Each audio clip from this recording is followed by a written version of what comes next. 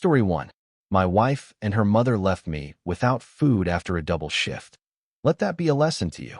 I disappeared without saying a word, and 4 days later, my phone exploded with pleading messages. 8 years. 8 years since Sophia and I said, "I do" in front of the altar, promising each other. You know those couples that people look at with a little healthy envy? I, Daniel, a simple elementary school teacher with a vocation burned into my soul, and she, Sophia, my partner, my confidant, the mother of my 2 sons, Mateo, a 7-year-old earthquake with the curiosity of a mad scientist, and Isabella, my little 5-year-old princess, sweet and affectionate like no one else. Our little house, although modest, was our kingdom, full of laughter, drawings stuck on the refrigerator, and the organized chaos that only a family with small children can understand. Until not long ago, our life was that. Normal, yes, but a normality that I treasured as the greatest of treasures. Everything went wrong one afternoon when, while I was grading exams in the living room, Sophia entered the house with red and swollen eyes, her face distraught. I was alarmed instantly. "What's wrong, my love?" I asked, setting aside the papers and approaching her. Her lower lip trembled, and it took her a few seconds to articulate a word. "It's Mom. She had an accident at home. My mother-in-law, Elena, an energetic and somewhat bossy woman, but one we were fond of, had fallen in the kitchen and broken her hip." The news fell on us like a bucket of cold water. Sophia was devastated, very worried about her mother, who had been living alone for a few years. Between tears and sobs, Sophia presented me with the situation. Her mother would need constant care for a while, rehabilitation, and she, with work and the children, would not be able to attend to her as she deserved. "Danny," she told me, looking at me with those eyes that have always been able to move me, "it will only be for a few months, until she recovers and can return to her house. We cannot leave her alone." What could I say? It was her mother, and in those moments, family comes first, right?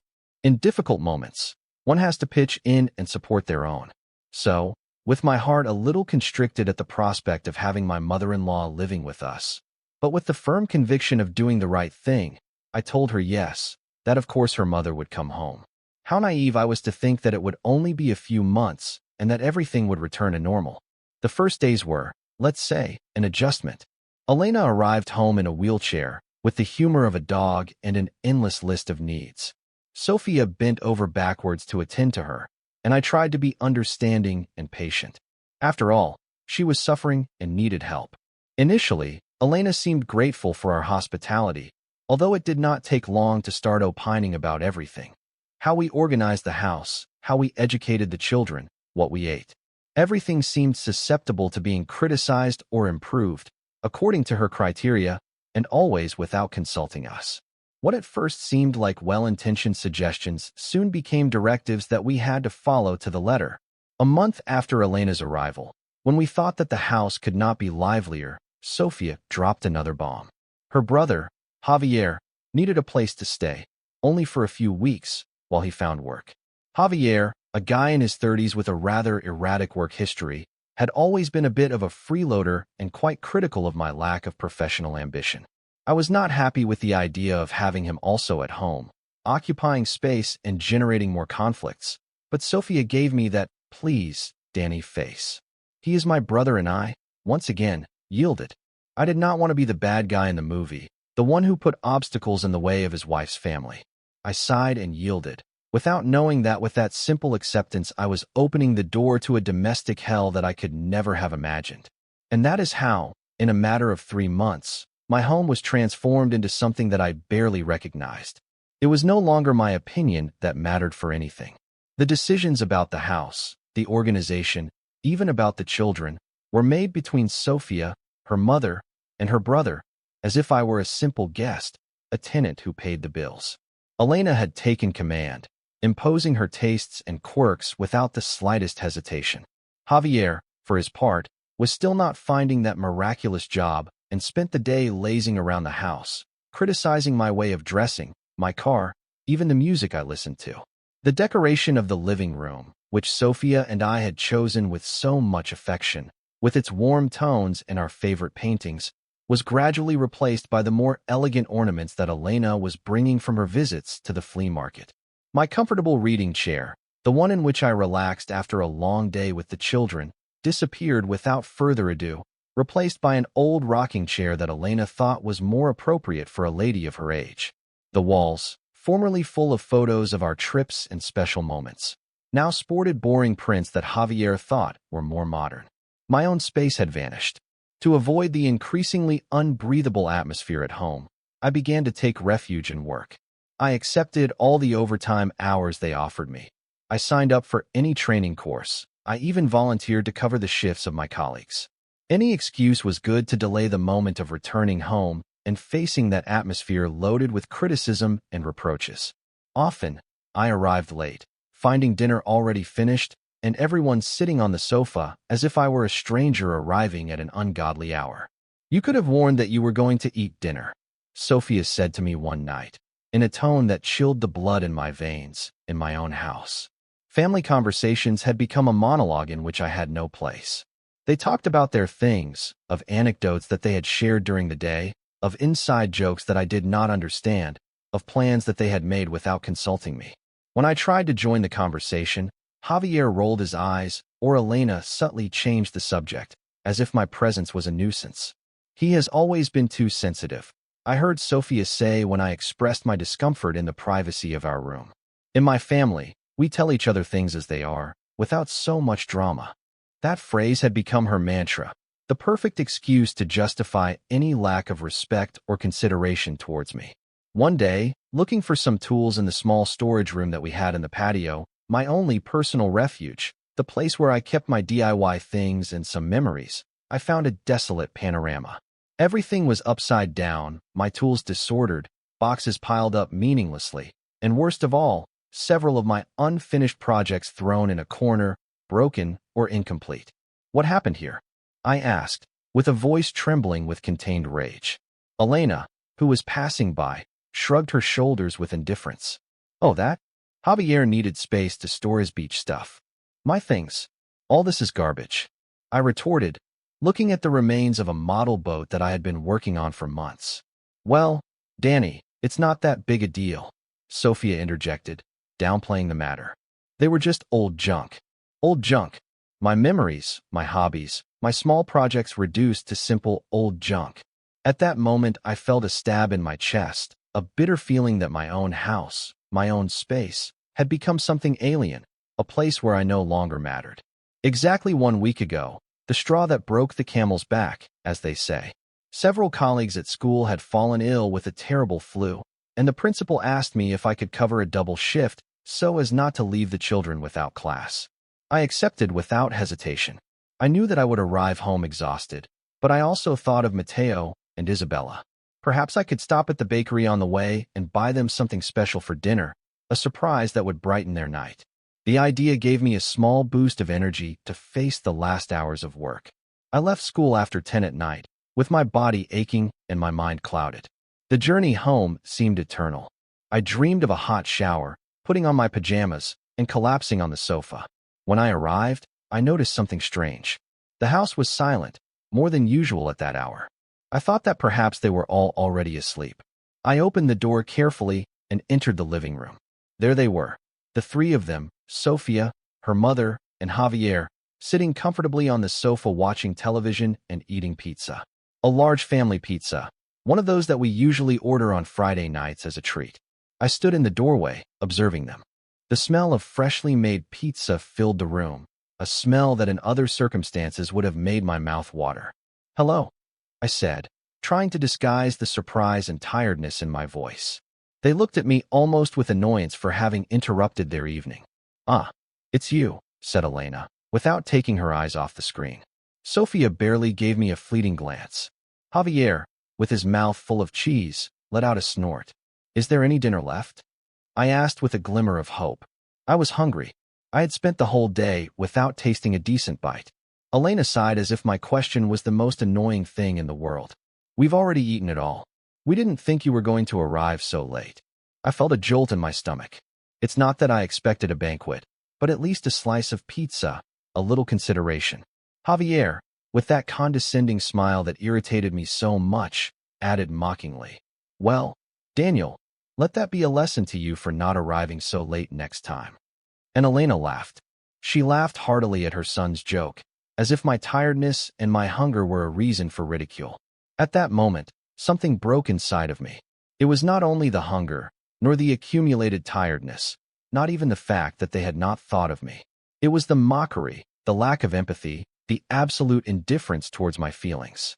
Javier's phrase, "Let that be a lesson to you," resonated in my head like a grating echo. Without saying a word more, I turned around. I walked towards the coat rack, grabbed my coat, and left the house. I left Sophia, her mother, and her brother sitting on the sofa with the half-finished pizza and the television on. I do not know if they were surprised, if they cared. At that moment, I only wanted to get as far as possible from that place that had once been my home, but that now felt like a prison. I closed the door behind me. Without a fixed destination, with the only certainty that I could not take it anymore, I drove aimlessly for what seemed like hours.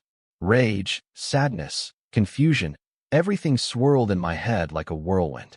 Javier's words, Sophia's laughter, again and again resonated in my mind like a scratched record. I did not understand how we had reached this point.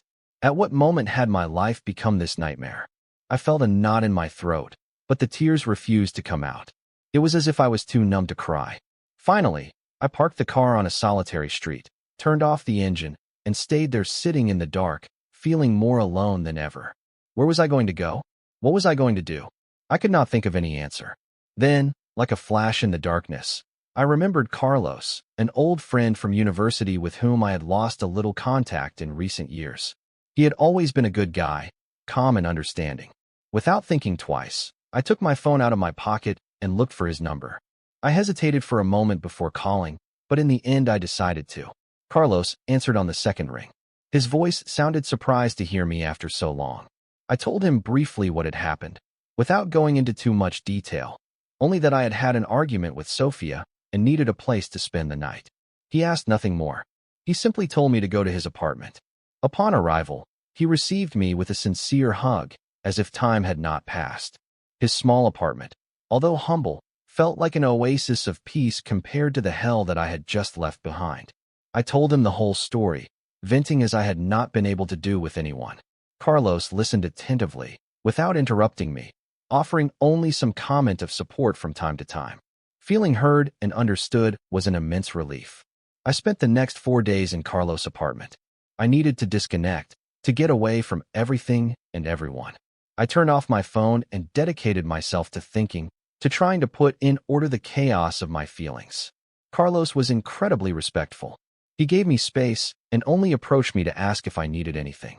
During those days, I mentally reviewed the last months, even the last years of my life with Sophia and her family.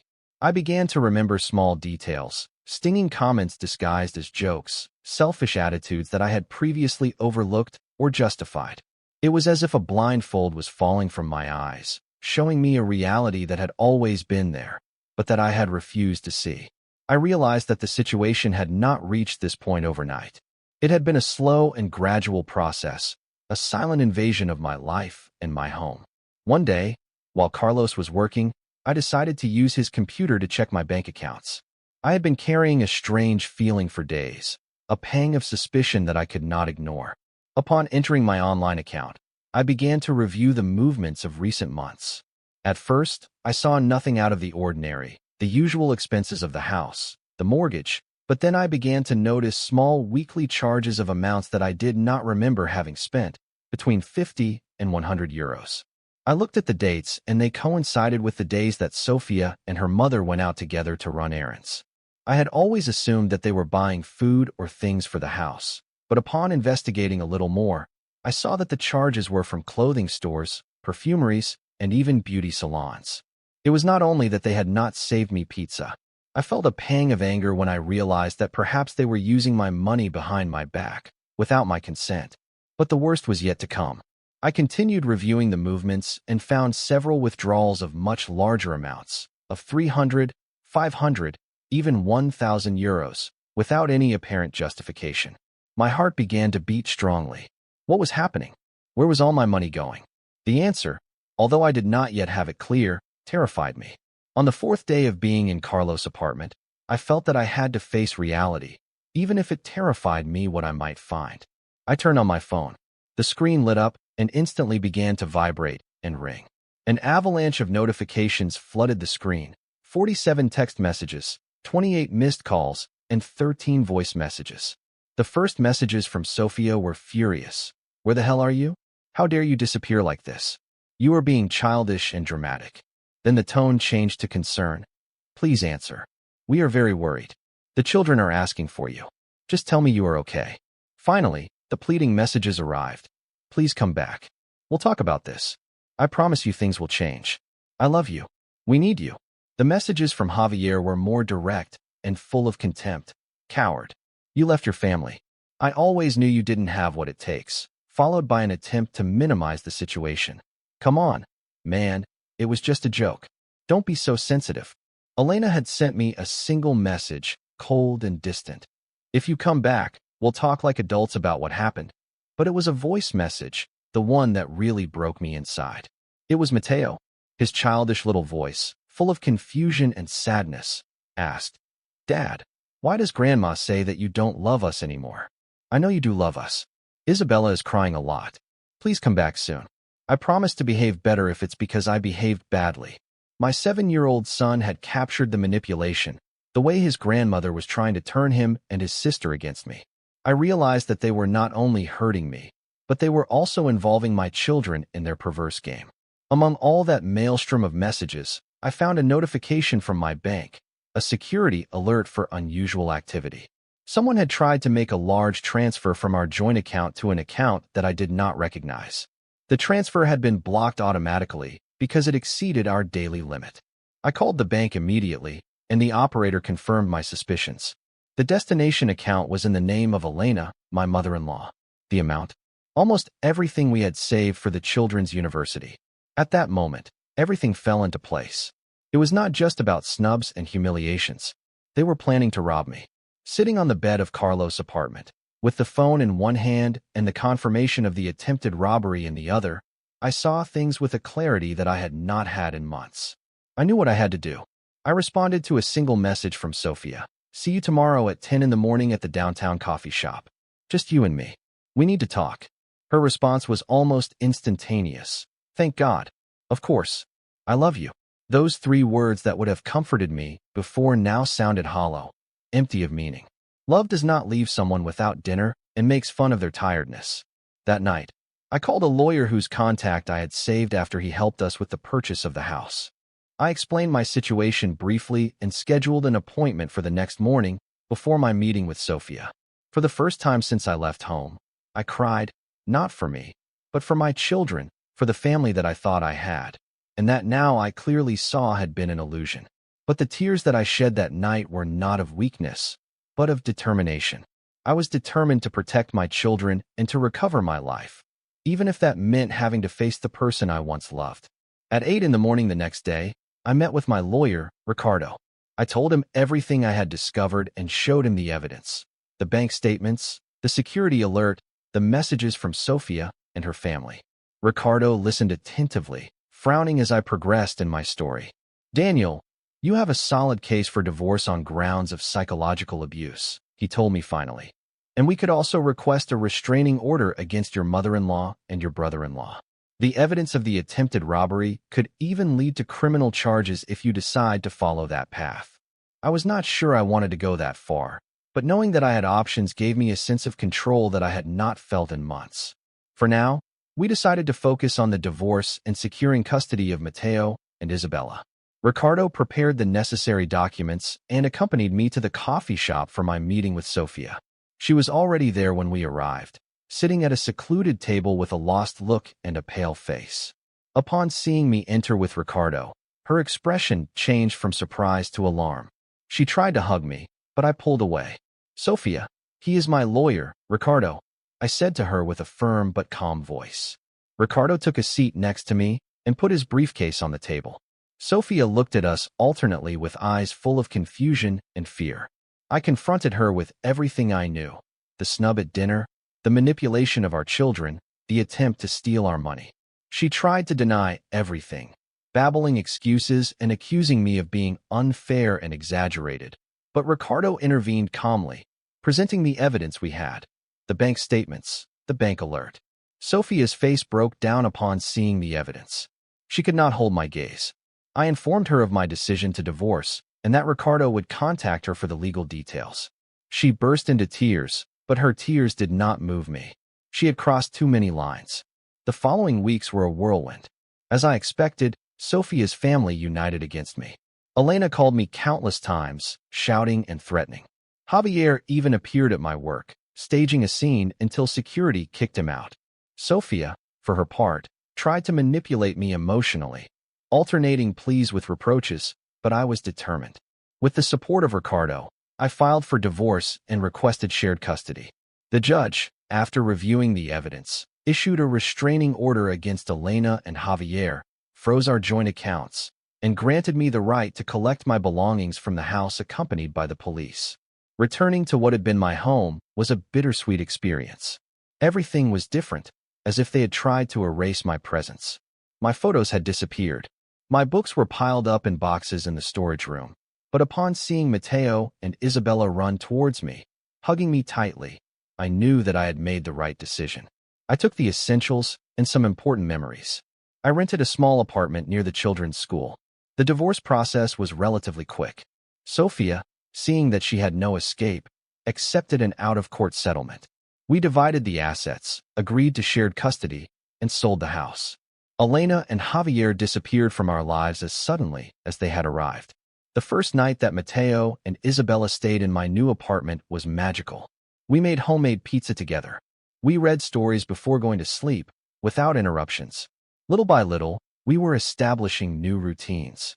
I noticed how my children were smiling again, how they were recovering the joy that had been stolen from them.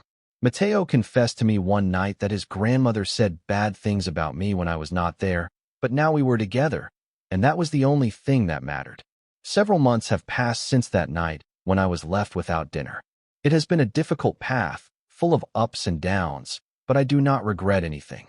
Elena and I maintain a cordial relationship for the sake of the children. Sometimes I wonder what would have happened if I had acted sooner, if I had set limits from the beginning, but I have learned not to torture myself with what-ifs. The important thing is that I found the strength to break that cycle of abuse and create a new life for me and my children. The house we shared was sold recently. With my share, I have made the down payment for a smaller but cozy house, with a garden where the children can play, and a small workshop where I am finishing that model boat that Javier threw in the trash. Sometimes it is necessary for your world to fall apart in order to build a better one on the ruins. I do not hold a grudge. I have chosen freedom, the freedom to be myself and to teach my children what respect and true love are. That night, the pizza that I did not eat marked the end of a stage, but also the beginning of my true life. If you are listening to this and you are in a similar situation, remember that you are not alone. You deserve respect in your own home. Sometimes the bravest act is not to stay, but to have the courage to leave. Story 2. Mom said, Sophia and her husband will be living with you starting next month, as if it were the most normal thing in the world. I had been reading stories on the internet for weeks, some really shocking, and I never imagined that I would end up being the protagonist of one of them. But here we are. Let me put you in context. I'm Javier, a 45-year-old man. I work as a software engineer for a fairly decent company, which has allowed me to live alone in my own apartment for a few years. It took me a while to save and work overtime, but I finally made it. My younger sister, Sophia, is about 40 years old. Well, let's just say that our lives have taken very different paths. While I've always been more about planning and securing my future, Sophia has lived from one opportunity to another, with great ideas that rarely materialize. She's had several jobs, has tried to start businesses that never take off, and in general has always been a little short on money. Her husband, Daniel, isn't exactly an example of economic stability either. The thing is, today, like any other day, I was on my lunch break in the office, enjoying a well-deserved rest after an intense morning of programming. My phone vibrated.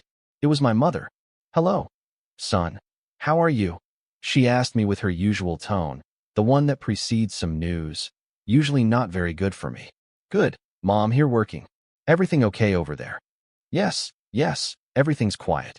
Well, more or less. I was calling you about a little thing. There it was. When my mother starts with a little thing, I can prepare myself for anything. Tell me, Mom. You see, I've been talking to Sophia and Daniel, and you know that things haven't been going very well for them lately. Yes, Sophia mentioned something to me last week, I said, vaguely recalling a conversation about problems with the rent. Well, it turns out that the owner of the apartment where they live has raised the rent a lot, and with both of them out of work right now, they're looking for something more affordable, but they can't find anything that fits. I took a deep breath, anticipating what was coming. Yes, I asked, trying to sound as neutral as possible. Well, we've been thinking, and it's occurred to us that Sophia and Daniel could stay with you for a while. I was silent for a few seconds, processing the information. Stay with me? In my apartment? Just like that? Stay with me? In my apartment. I repeated incredulously. Yes, son. Your apartment is big. It has that guest room that you almost never use, and you live completely alone. It's the most logical thing, don't you think? Logical. That was the word my mother always used when it came to solving Sophia's problems at my expense. Logical for her, of course. For me, logic dictated that my 40-year-old sister should be able to take care of her own decisions, instead of the family always finding a way to rescue her. Just to give you an idea, this wasn't the first time that I was Plan B. My savings for a trip that I planned for years vanished to pay for the damage to Sophia's car. The money I had saved for a master's degree, I lent it to her to finance her latest business idea, an online store of artisanal products that lasted exactly 3 months. And let's not even talk about the 14 months that I lived with her and her then-boyfriend in my old apartment when they were kicked out of their house. While I was trying to assimilate this new family logic, my phone rang again. This time it was Sophia. Hello, Javi, how's it going? Mom has already told you, right? Her tone was carefree, as if she were talking about the weather. Not a question about how I felt about it, not a hint of consideration. Yes, Sophia, she told me. I replied, trying to keep my composure. Great. Well, we were thinking that we could move in at the beginning of next month. That gives us time to organize everything. What do you think? What do I think? Well, I think it's a decision that you've made without consulting me.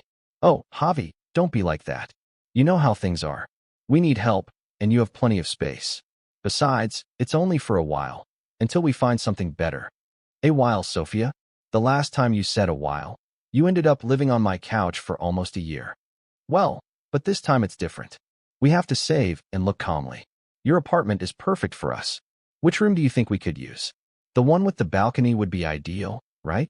And we could put our things in the big closet in the hallway. The conversation continued in that tone, with Sophia taking for granted that my apartment was hers and discussing the details of her move as if I were the janitor. I felt how frustration was starting to boil inside me. Once again, my needs and my space seemed to be completely irrelevant to my family. A few days later, we were all gathered at my parents' house for the weekly family dinner. My parents, Sophia, Daniel, and I were there. The conversation revolved around the preparations for Sophia and Daniel's move to my apartment. My mother seemed especially enthusiastic, talking about how we could make space in the closets and whether they would need to buy some extra furniture. Sophia nodded with a smile, while Daniel chimed in from time to time with some ideas on how we could reorganize my living room to better fit their sofa. I tried to participate by nodding and smiling when necessary, but inside I felt a mixture of anger and helplessness. It was as if my opinion didn't count for anything, as if my apartment was a halfway house for my family. At one point, while my mother went to the kitchen to get more dessert, she left her mobile phone on the living room table.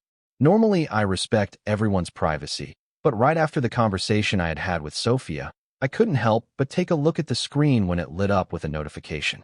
It was a message from Sophia to my mother. Instinctively, and despite feeling guilty for invading her privacy, I couldn't resist. I swiped the message, and what I saw froze my blood. The message said, "Have you already told the fool Javier about the plan to keep the apartment? With the child, we need stability, and he doesn't even think about starting a family. He doesn't need so much space." The fool Javier. That's what Sophia called me behind my back. And the plan to keep the apartment. That was much more than I expected. It wasn't just about staying temporarily until they found something better. Their intention was to keep my apartment, the apartment that had cost me years of effort and sacrifice. I felt like I had been punched in the stomach. Rage rose to my head, mixed with a deep sense of betrayal. So that was the truth. For them, I didn't deserve to have my own home simply because I lived alone. My life and my efforts were worth nothing compared to their supposed needs. In that instant, I understood many things. I understood why Sophia had been so calm and unconcerned in our conversation. I understood why my mother had taken for granted that I would accept without a peep. It was all part of their plan. I took a deep breath several times, trying to calm the fury that ran through my body. I didn't want to make a scene at my parents' house, not yet. I decided that I would play their game for the moment. With a trembling hand, I left my mother's phone on the table just in time for her to come back from the dining room with a plate of apple pie. I put on my best smile, a smile that didn't reflect at all the storm that was brewing inside of me. "Everything's perfect," I said, trying to make my voice sound as normal as possible. "I'll start making space this weekend." Everyone nodded, pleased with my apparent cooperation. Nobody seemed to notice anything strange in my tone or in my expression. At that moment, I knew that I had to do something. I couldn't allow them to keep my apartment, not after what I had read. That night, in the solitude of my home, the initial rage was transformed into a cold determination. I sat on the sofa, reviewing again and again Sophia's message in my head. I couldn't believe the lack of respect and the audacity of both of them. It was then that I had a clarity that I had not experienced before. This was never going to end unless I put an end to it. I couldn't continue being the fool Javier who always yielded to the demands of his family. The next morning, I got up with a clear idea in mind. I took my laptop and started searching the internet. First, I looked for apartments for rent near my work. I needed a place to live if my plan worked. Then I looked for real estate agents in my area. I needed to know how much I could get for renting my apartment. The idea began to take shape in my head. If they wanted my apartment, I would look for another one and rent it to someone who really valued it. Someone who didn't consider me a simple hindrance in their path. That night, before going to bed, I made a firm decision. I would move out, and my apartment, I would rent it. It would be my little revenge, my way of telling them that I also had a voice and a vote about my own life. I began to feel a pang of hope. For the first time in a long time, I felt that I had control of the situation. I started my search for a new home with quite a bit of enthusiasm. I wanted something that was mine, a space where I could feel peaceful and where nobody took it for granted that they could invade my privacy. I searched mainly in the areas near my office so as not to have to change my daily routine. After seeing several apartments online, I scheduled some visits. To my surprise, I found an apartment that I liked quite a bit on the second visit. It was smaller than mine, yes, but it had 2 bedrooms, a cozy living room, and a functional kitchen. The best thing of all was the balcony, which offered some pretty nice views of the city. I imagined myself having coffee there in the mornings and knew that that was the place. At the same time, I contacted a real estate agency that had good reviews online. I wanted to know how much I could ask for renting my apartment. I scheduled an appointment with an agent named Ricardo, who came to see my property. After touring all the rooms and taking a look at the area, he gave me a valuation that left me speechless. It turned out that my apartment, with its 3 bedrooms and its good location, could be rented for much more than I had imagined. Ricardo seemed very optimistic and told me that I would have no problems finding tenants quickly. I needed to tell someone, so I called Carlos, my best friend from college. We stayed for dinner at my house, and I explained the whole situation, from the call from my mother to Sophia's message. Carlos listened attentively without interrupting me, and when I finished, he raised his glass of wine. "Finally, Javier, it was about time you thought about yourself. Your sister has always taken you for granted. You're not her bank or her safety net." His words hit me hard. I had always been the responsible one, the one who sacrificed himself for others, expecting a gratitude that never came. But Carlos was right. Who considered my needs? When was I going to be the protagonist of my own life instead of a supporting character in my sister's movie?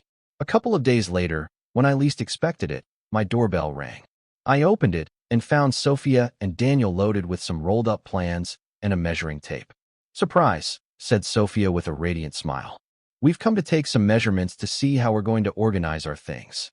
They came in as if it were the most normal thing in the world, as if my apartment was already theirs. Daniel started measuring the walls of the living room, mumbling about where their huge sofa would look best and how we could put my television so that he could watch his football games. Sophia, for her part, was in the kitchen, opening the cabinets and commenting that perhaps they would need to buy some more utensils. "Excuse me," I said, trying to stay calm. "But what exactly are you doing?" "Well, that, Javi," Sophia replied as if it were obvious. "Organizing how we're going to live here. Doesn't it seem good to you?" "Well, yes, but maybe we should talk about it first, don't you think?" "Talk about what?" "We've already talked about it with Mom. You have space, and we need it. There's not much more to say." Daniel, who until then had been concentrated on his measurements, joined the conversation. "Yes, Javi, we were thinking that this room, the one you use as an office, could be perfect for us. It's the biggest, and it has a lot of light. You could put your desk in the guest room. I don't think you use it much, right?" "My office, the place where I worked some nights, where I had my books and my personal things. They wanted to take it away from me just like that."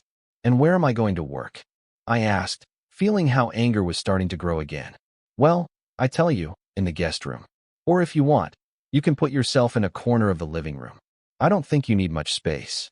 Sophia went to the kitchen and opened the refrigerator. "Oh, maybe we should do a big shopping when we move in. In this kitchen, don't you think it could use a little renovation? We could change the tiles and put a new countertop." "A renovation? With what money?" I asked incredulously. Sophia shrugged her shoulders. "Well, you have savings, right? Or we could divide the monthly expenses. We'll see."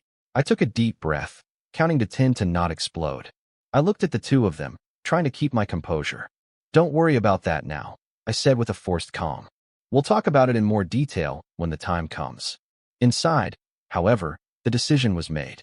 I wasn't going to allow them to appropriate my life and my space in that way.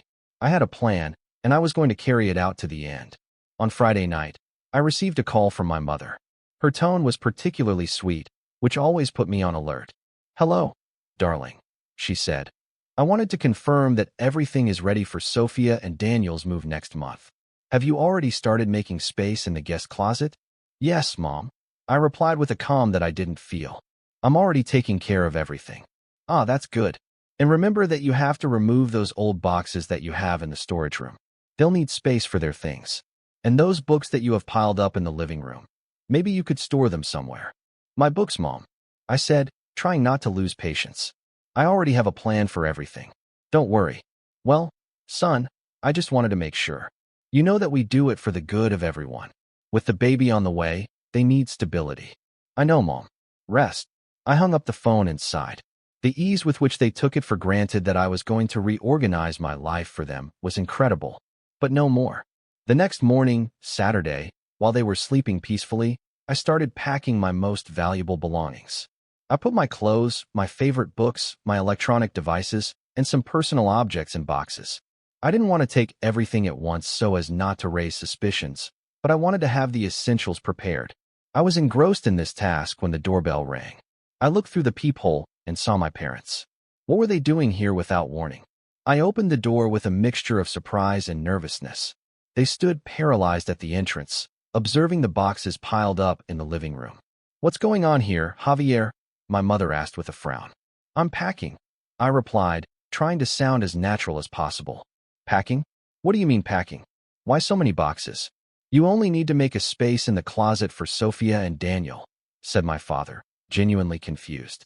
I decided that it was time to give them a hint, to start revealing my plan. "You see," I began, trying to stay calm. "When someone tells me that other people are going to move into my apartment, the logical thing is that I move out, don't you think?" Panic crossed their faces as they processed my words. My mother was the first to react. "Javier, darling, we didn't expect you to leave. We only wanted you to make a little space for your sister and her family. You could share the apartment with them." "Share?" According to Sophia's mental plans, share meant that they would keep most of the apartment and I would settle for a corner. My father tried to adopt a more rational approach. "It's only temporary, until Sophia and Daniel find something better. You know that your sister has always had a harder time getting established." "Temporary," I replied, showing them the message that I had seen on my mother's phone. According to this, the plan was always for them to stay permanently with my apartment. An uncomfortable silence ensued. My mother avoided my gaze, while my father stammered excuses. "Your sister was just thinking long-term, son. You know how she is. She says things without really thinking." "Let me make something clear," I said as I closed another box. I'm not leaving because you're kicking me out.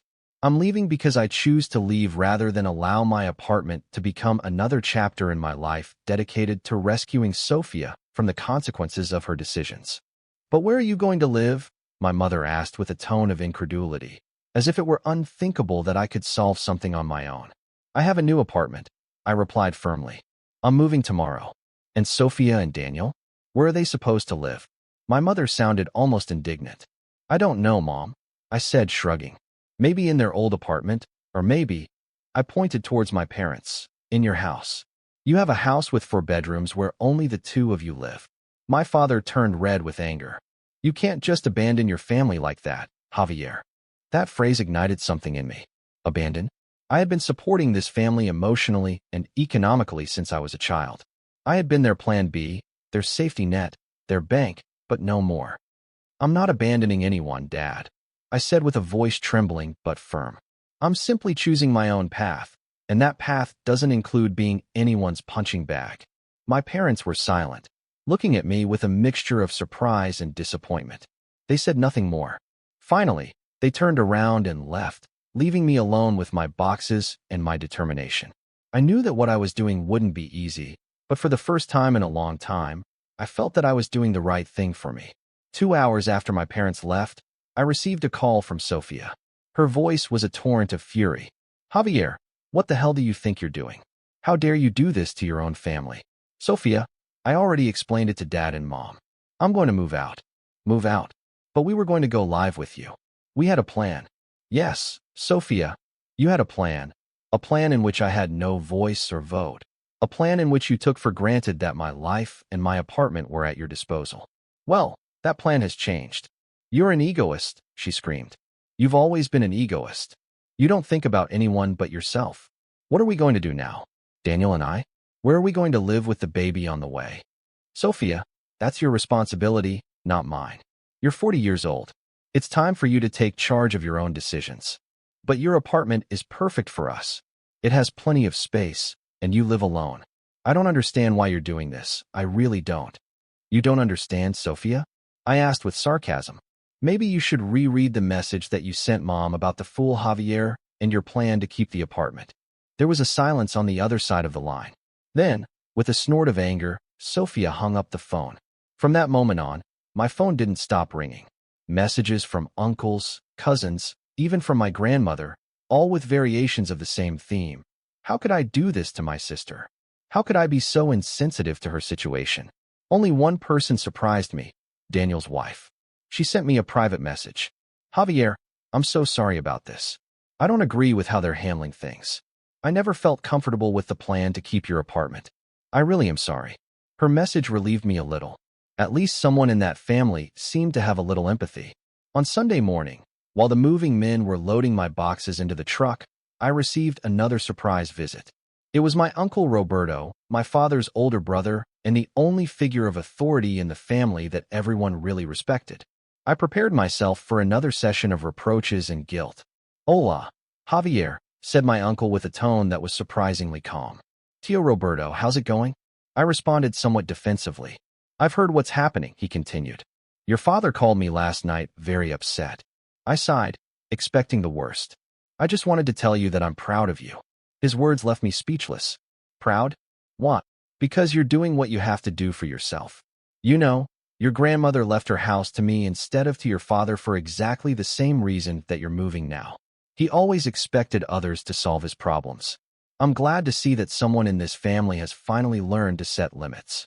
His words gave me an unexpected strength. I felt that someone at last understood my position.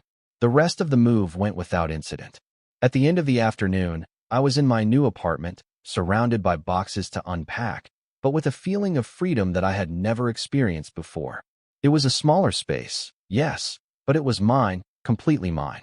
And to answer the question that surely many are asking, what happened with my old apartment? Well, the new tenants will move in next Saturday, exactly one day before the date on which Sophia and Daniel plan to settle in. The next family meeting promises to be interesting. I'll tell you what happens. And yes, several have asked me if I'm going to block my family. I won't, but I will set clear limits for the first time in my life. I know it will be difficult, but it's necessary. Final update. Prepare yourselves because what happened this weekend exceeded all my expectations. As I mentioned in my last update, the new tenants, a very nice couple of teachers that I met briefly, had scheduled their move for Saturday, just one day before the date on which Sophia and Daniel planned to settle in my old apartment.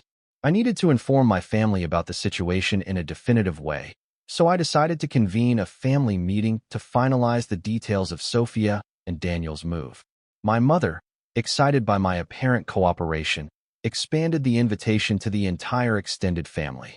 Big mistake on her part, huge victory for me. On Friday night, my old apartment was filled.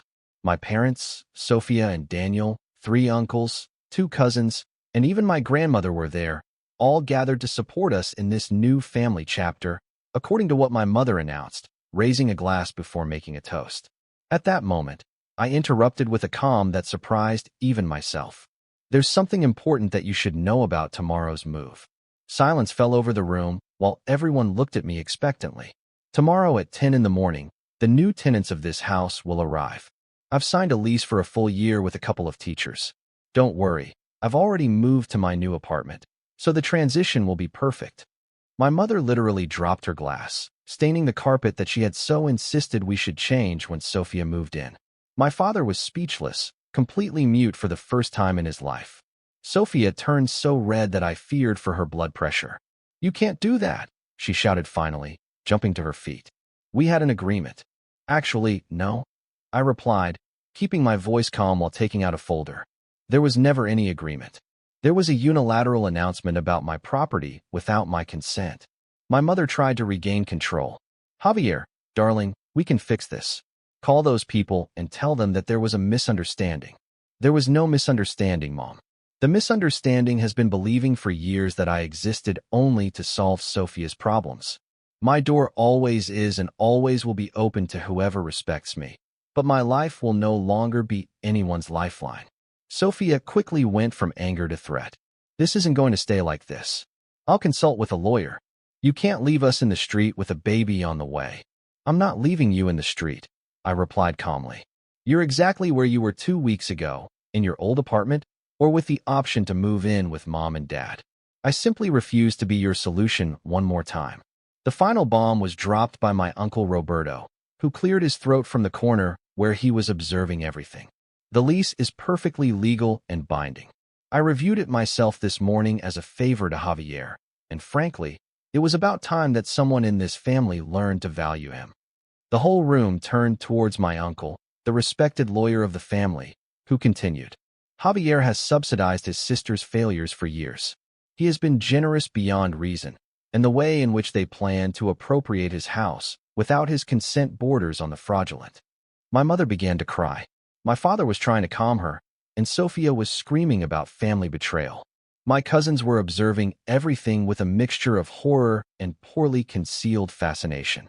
In the midst of the chaos, my sister-in-law approached me and surprisingly hugged me. "This is humiliating but necessary," she whispered. "I've been telling Daniel for months that he needs to look for a stable job and stop depending on everyone." The meeting ended with my family divided into factions, those who thought I had committed the worst family betrayal possible, and those who secretly sent me messages afterwards saying, "Well done." On Saturday, as planned, the new tenants arrived punctually. Dr. Rivera and Dr. Mendez turned out to be as kind as they were professional.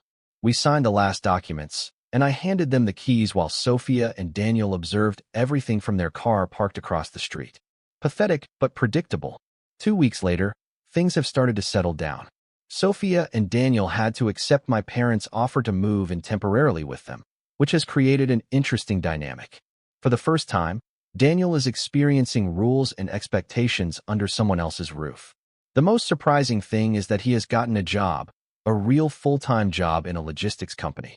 My sister-in-law confided in me that the situation forced him to mature abruptly. My relationship with my parents is still tense, but they have begun to show a respect that I never saw before. My mother even called me to ask me what I would like for my birthday, something that she normally decided without consulting me. The tenants sent me photos showing how they have improved the backyard and fixed that faucet in the bathroom that I always postponed. They take care of my old apartment better than Sophia and Daniel ever would have. This experience has taught me that sometimes you have to disarm the board so that everyone understands that you were never just another piece in the game. Setting limits didn't destroy my family as I feared. In a way, it saved them from themselves, and it saved me from continuing to live as a supporting character in my own life. And for those who are contemplating setting limits in their own families, it's terrifying, it's difficult, but the freedom that follows is priceless. Many ask about Sophia and Daniel, and if our relationship has recovered. We're on cordial but distant terms. Rome wasn't built in a day, and decades of toxic dynamics aren't resolved in months. But for the first time, the relationship has the potential to be healthy because it's based on mutual respect, not on my submission. I hope you have enjoyed this story of family justice and healthy limits. If you like this narration, don't forget to subscribe to my channel so as not to miss new stories every week.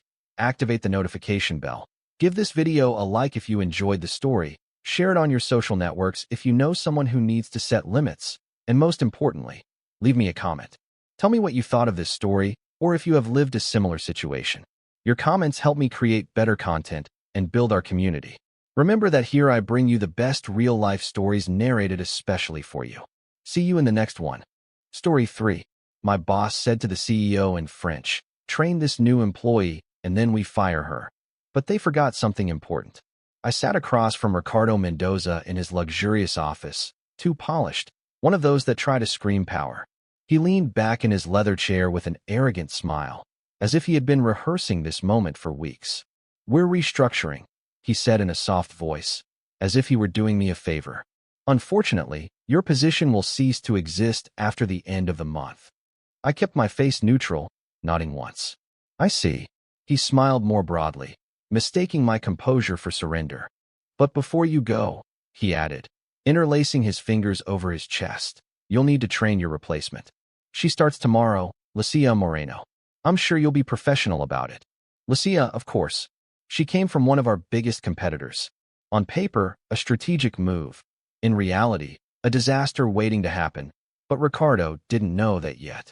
He also didn't know that the company he was managing with such confidence no longer belonged to him. "My name is Carmen Vega." I should have said it out loud, but instead, I smiled politely.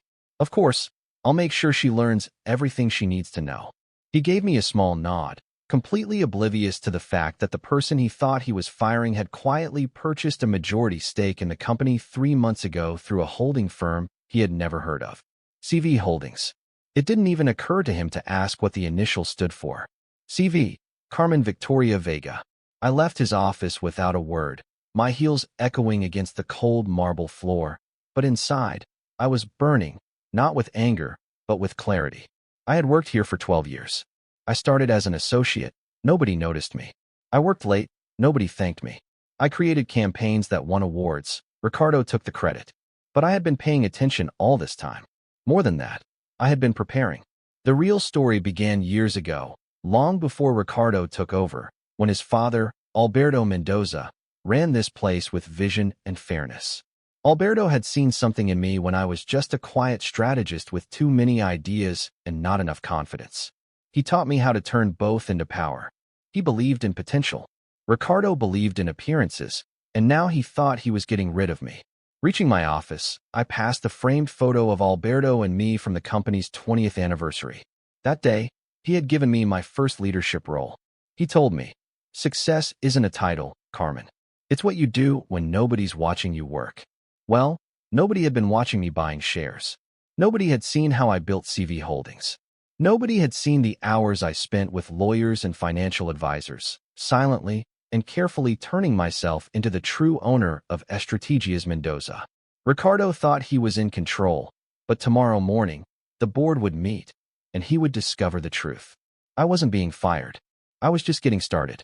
As I walked back to my office, the murmur of the hallway felt distant, muffled under the weight of everything I had kept to myself for years.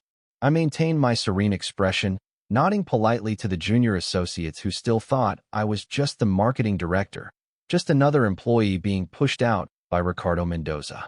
12 years ago, when I first set foot in Estrategias Mendoza, I was a freshly hired Carmen Vega, an enthusiastic and invisible marketing associate. Back then, the company was run by Ricardo's father, Alberto Mendoza. He was stern but fair, a man who believed that success was built, not inherited. He noticed what others didn't see, including me.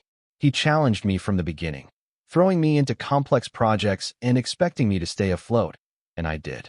I worked harder than anyone, staying long after the others had left, learning every aspect of this business: sales funnels, customer behavior, product development, investor psychology.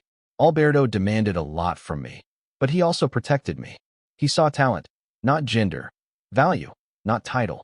When he promoted me to director, he took me aside and told me, "You have something that most people never discover: silent strength. Don't let anyone convince you otherwise." I never forgot that. But 3 years ago, Alberto died suddenly, a stroke without warning. He was simply gone. Ricardo took the reins in a week, and from the moment he sat in his father's chair, the company began to rot. The mission changed. No more collaboration, no more mentorship, no more integrity. He filled leadership positions with fraternity buddies and charlatans, people who could charm investors over dinner but couldn't read a market trend to save their lives. I watched as talented employees were pushed out, innovation stifled, ideas stolen, the culture suffocated. Everything Alberto had built, everything I had helped grow, was being gutted. I could have left. I almost did, but one night, I stayed late looking at the framed photo of Alberto on my shelf, and something in me broke. I didn't want a new job. I wanted to get my company back. So I started little by little. I opened a private account. I bought some shares, silently, patiently. At first, it was just a way to feel like I still had some control, but then I noticed something. Other investors were pulling out. The shares were falling under Ricardo's leadership. The market was watching. That's when I created CV Holdings. It started as a shell company, nothing more than initials on a piece of paper, but behind it was a strategy. Diversify to avoid drawing attention. I kept each acquisition under the radar, just below the threshold that would trigger alarms, and I waited. I studied legal loopholes, charted ownership percentages, and remained silent while Ricardo strutted around like he was untouchable, barking orders, firing brilliance, and hiring mediocrity. And then, 3 months ago, the opportunity arrived. A major institutional investor decided to get rid of their entire stake. They had lost faith. I hadn't. With the help of my lawyer, I acted fast. We executed the purchase through a network of timed transactions. In the end, CV Holdings owned 51% of Estrategias Mendoza. Nobody saw it coming, least of all Ricardo. And now, he thought he had fired me. I arrived early the next morning, as I always did. The office was still quiet, that kind of silence that vibrates with potential. I passed the receptionist, who looked up and whispered, "She's here." Of course, she was. Lucia Moreno was in the lobby, all sharp angles and designer confidence, scrolling through her phone as if she owned the place. Her suit was impeccable, expensive, but too flashy, corporate theater more than leadership. She looked up and smiled that rehearsed way people use when they think they've already won. "Carmen Vega," I said warmly, extending my hand. "Welcome to Estrategias Mendoza." She shook it without much interest, her eyes already scanning the office behind me. "Thank you. Ricardo has told me all about the changes that are coming. It's exciting." "Exciting? Well, let's get started," I said, turning toward my office. "I'll walk you through our current campaigns and client strategies." I could almost hear her heels marking their own rhythm of ego behind me. Once inside, I showed her some key projects, the ones I knew inside and out, the ones I had built from scratch. While I was explaining our client retention strategies, she interrupted me with a mocking smile. "These are a little outdated, don't you think? In my experience, acquisition is much more aggressive and effective. Retention is okay, but it's not where the power is." I tilted my head slightly as if I were considering her opinion. Aggressive acquisition works, sure, until your churn rate skyrockets and nobody trusts your brand. She waved her hand, dismissing my words as if I had just recited a bedtime story. "We're going to reposition that whole approach. Ricardo wants something bolder. Ricardo wants, Ricardo knows, Ricardo plans." I nodded slowly, as if I hadn't already planned to have him out of this building before noon. Lucia Moreno was exactly what I expected: impressive on paper, impeccable in presence, and incredibly shallow in substance. As I guided her through our facilities, she talked nonstop about her accomplishments at her previous company, interrupting me every time I tried to explain the nuances of our processes.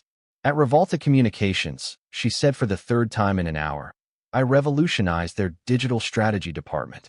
The CEO personally told me he had never seen such rapid results. What she didn't mention was that Revolta lost 3 major accounts last year due to aggressive strategies that alienated long-term clients. But I knew that. I knew every detail about her, just like I knew every inch of this company. Impressive, I replied with a polite smile. Here, we value client relationships very much. Some have been with us since Alberto founded the company. Lucia rolled her eyes. That's charming, but frankly, loyalty is overrated in business. What matters are the numbers for the quarter. As we walked through the creative department, I noticed how the employees were watching us. They knew who she was. The rumors had spread. I saw fear in their eyes, resentment, resignation. They had seen Ricardo systematically dismantle everything that made this company special. This is our innovation lab, I said, opening the doors to a space that had once been the beating heart of our creativity. Now it was half empty, with unused equipment and blank whiteboards. Alberto created it so that teams could experiment without fear of failure. Lucia looked around with disdain. Seems like a waste of real estate. We could put at least 8 cubicles in here. I nodded as if I were taking mental notes. An interesting perspective. We spent the next hour reviewing our major clients. I showed her the ones that had won awards, the strategies that had doubled our clients' growth, the innovative approaches that distinguished us from the competition. Lucia barely paid attention. She checked her phone constantly, asking superficial questions that revealed her lack of understanding about what we really did. And these reports? Do we really need so much detail? At Revolta, we simplified everything to 1 page. Our clients appreciate the depth, I replied. It allows them to see the thinking behind our recommendations. She laughed. Clients don't read reports. They just want results. While we were having lunch in the conference room, I observed how she treated Maya, my assistant, when she brought our salads. She didn't even look her in the eyes, simply made a dismissive gesture when Maya asked if she needed anything else. Maya gave me a look that said it all. She had been with me for 5 years. She knew what was happening. She also knew what was going to happen. Carmen, Maya said before leaving. The board confirmed the meeting for tomorrow at 10 a.m. Everyone will be present. Thank you, Maya, I replied, noticing how Lucia looked up from her salad. Board meeting? Lucia asked. Ricardo didn't mention anything about that. It's quarterly, I explained, quite routine. Perhaps I should attend, she said, more as a statement than a question, to familiarize myself with the dynamics. Of course, I replied, taking a sip of water. In fact, I think it would be perfect for you to be there. After lunch, we continued with the training. I showed her our systems, introduced her to the department managers, explained our processes. All the while, she barely listened, interrupting or suggesting drastic changes based on her limited experience. At the end of the day, as she was gathering her things, she looked at me with what I suppose she considered a friendly smile. It's been a good first day, Carmen. I appreciate your cooperation in this transition. I know it must be difficult. Not at all, I replied calmly. In fact, I'm looking forward to tomorrow. Tomorrow? She asked, confused. The board meeting, I reminded her. 10 a.m., main conference room. Don't be late. As she walked away, I saw Maya waiting at the door of my office with a folder. Inside were the final documents for CV Holdings, the property records, and the updated agenda for tomorrow's meeting. Everything ready? Maya asked with a small smile. Everything ready, I confirmed. Tomorrow will be an interesting day. The main conference room of Estrategias Mendoza was impressive by design. Floor-to-ceiling windows with panoramic views of the city, a solid oak table that could accommodate 20 people, and state-of-the-art technology discreetly integrated into every surface. Alberto had designed this space to inspire greatness, not intimidation. Ricardo had turned it into a stage for his ego. I arrived 45 minutes before the meeting. Maya was already there, organizing folders and setting up the presentation. The lawyers are in the side room, she said in a low voice. Mr. Dominguez says everything is in order. Carlos Dominguez had been Alberto's corporate lawyer for decades. When Ricardo took over, he tried to fire him, but Carlos was too astute. He stayed, watching, waiting. He became my most valuable ally. And the board members? I asked, slightly adjusting the seating arrangement.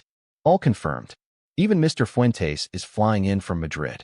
Javier Fuentes, Alberto's oldest friend and a founding member of the board, had distanced himself after Ricardo took over, attending meetings only by video conference.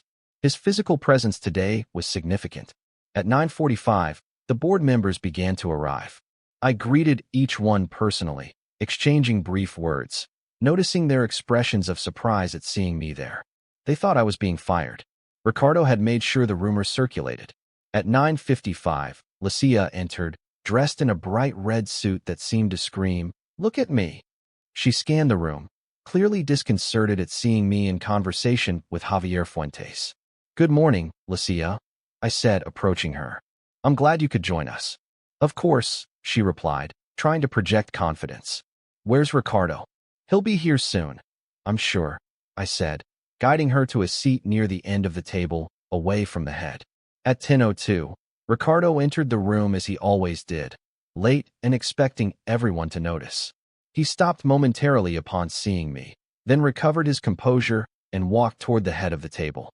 "Good morning, everyone," he said with his usual condescending tone. "I see we have a guest today. Lucia Moreno will be joining our executive team starting next month." There were some murmurs and polite nods. Lucia smiled, clearly pleased with the attention. "You'll also notice that Carmen is with us today," Ricardo continued, without looking directly at me. "I wanted to give her the opportunity to formally bid farewell to the board before her departure." I smiled calmly. "Thank you, Ricardo. That's very considerate."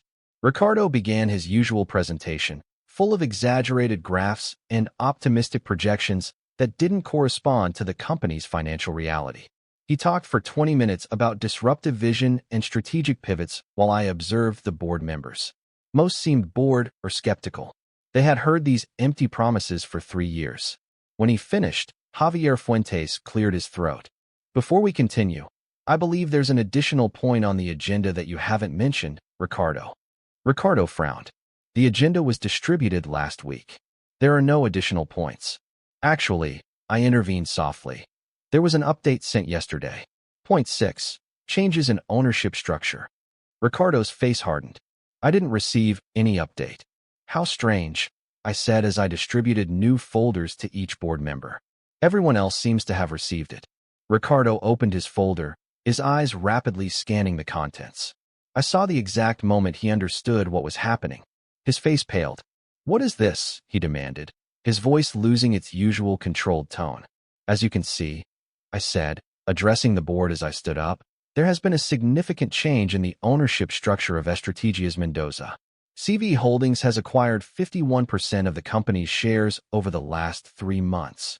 "CV Holdings?" asked Elena Martinez, one of the oldest members of the board.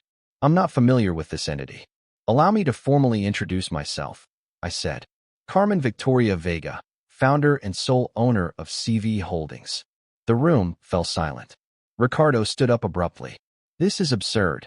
This can't be legal. You can't just—" "It's completely legal," interrupted Carlos Dominguez, entering the room with a briefcase. "All acquisitions were carried out in accordance with the regulations of the National Securities Market Commission. The complete documentation is available for your review." Ricardo looked around, searching for allies, but found only impassive faces, or in some cases, small smiles of satisfaction. "As the majority shareholder," I continued, "I have some proposals for the board. First, the restructuring of the executive team, starting with the position of CEO." "You can't do this," Ricardo said, his voice now a furious whisper. "Actually, I can," I replied, "and I am." Lucia stood up, clearly confused by the turn of events. "Excuse me, but I don't understand what's happening here." "It's quite simple," I said, turning to her. "You will no longer be hired as my replacement because I'm not going anywhere. In fact, as of today, I am the new CEO of Estrategias Mendoza." The board voted. It was unanimous, except for Ricardo, who refused to participate. In 30 minutes, everything had ended. Ricardo was escorted out of the building by security. His belongings would be shipped later. Lucia left shortly after, muttering something about calling her lawyer. When the room emptied, only Javier, Carlos, Maya, and I remained. Javier approached and took my hands in his. "Alberto would be proud," he said in a husky voice. "He always knew that you were the one who should continue his legacy." I nodded, feeling a lump in my throat. We have a lot of work to do. Yes, he said, smiling. But first, I think you should sit in your new seat.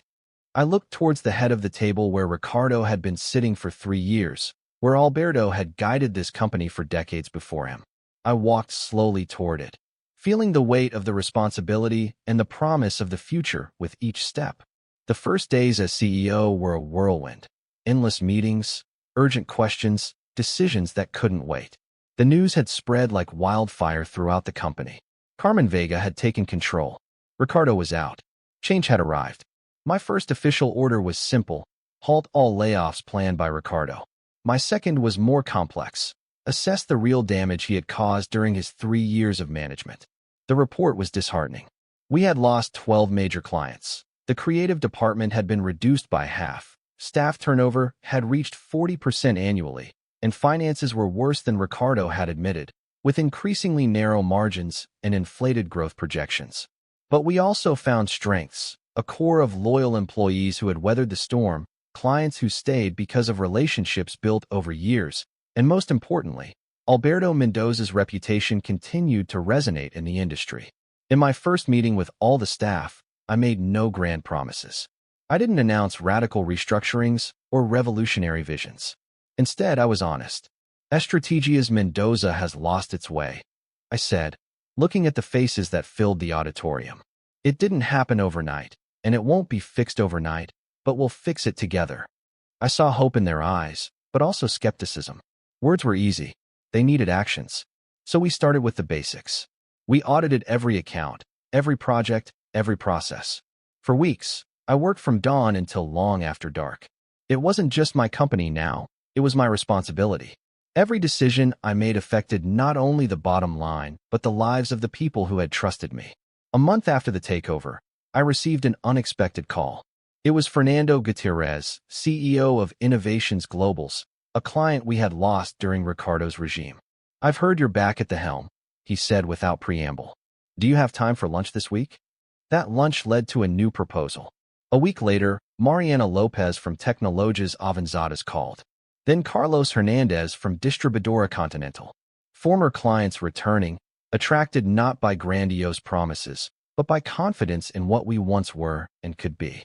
6 weeks after the board meeting, I convened the department directors. It was time to look ahead. For years, Alberto taught us that a company is not just what it sells, but how it sells it, I said. Not just what it promises, but how it fulfills those promises. We've been repairing the foundations. Now it's time to rebuild. Together, we developed a 3-year plan. It wasn't as ambitious as Ricardo's schemes, but it was solid, realistic, and true to the values that had made Estrategias Mendoza great. One afternoon, while I was reviewing the new contracts with Maya, she handed me a small package. "This arrived this morning," she said. "It's from Javier Fuentes."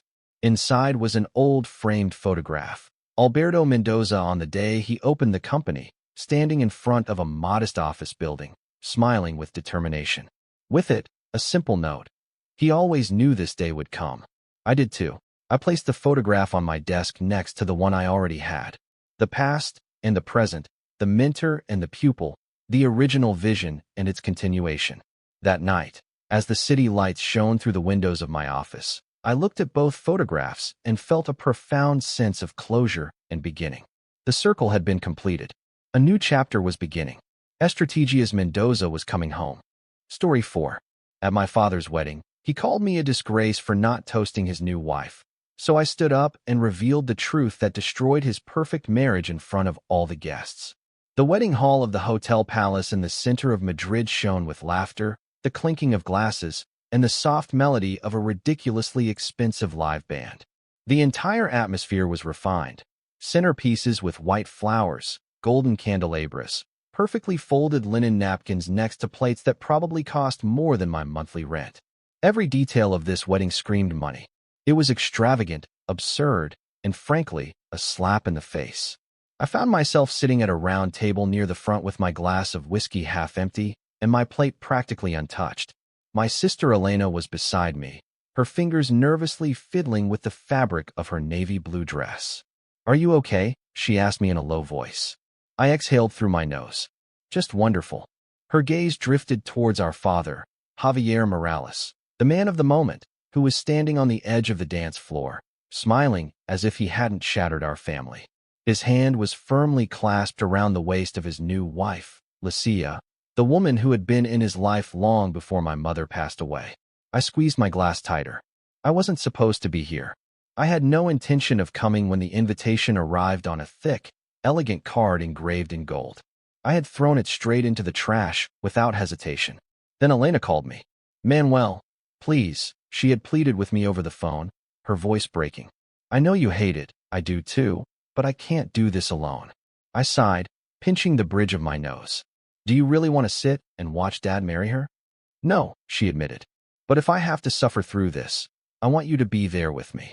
And so, without further ado, I took a plane back to Madrid, sitting in an uncomfortable chair at a wedding that never should have occurred, watching my father play happy ever after with the woman who had helped to destroy our family. The worst thing was that the guests were swallowing it all whole.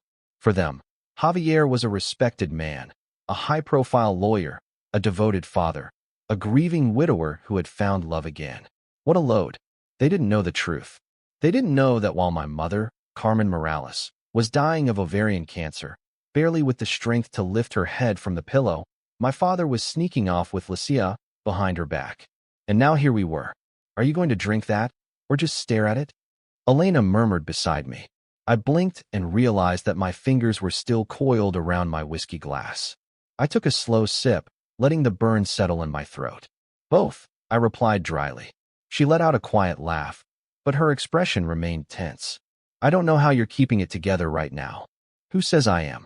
I could feel my father's gaze drifting towards me throughout the night. I knew he didn't want me here.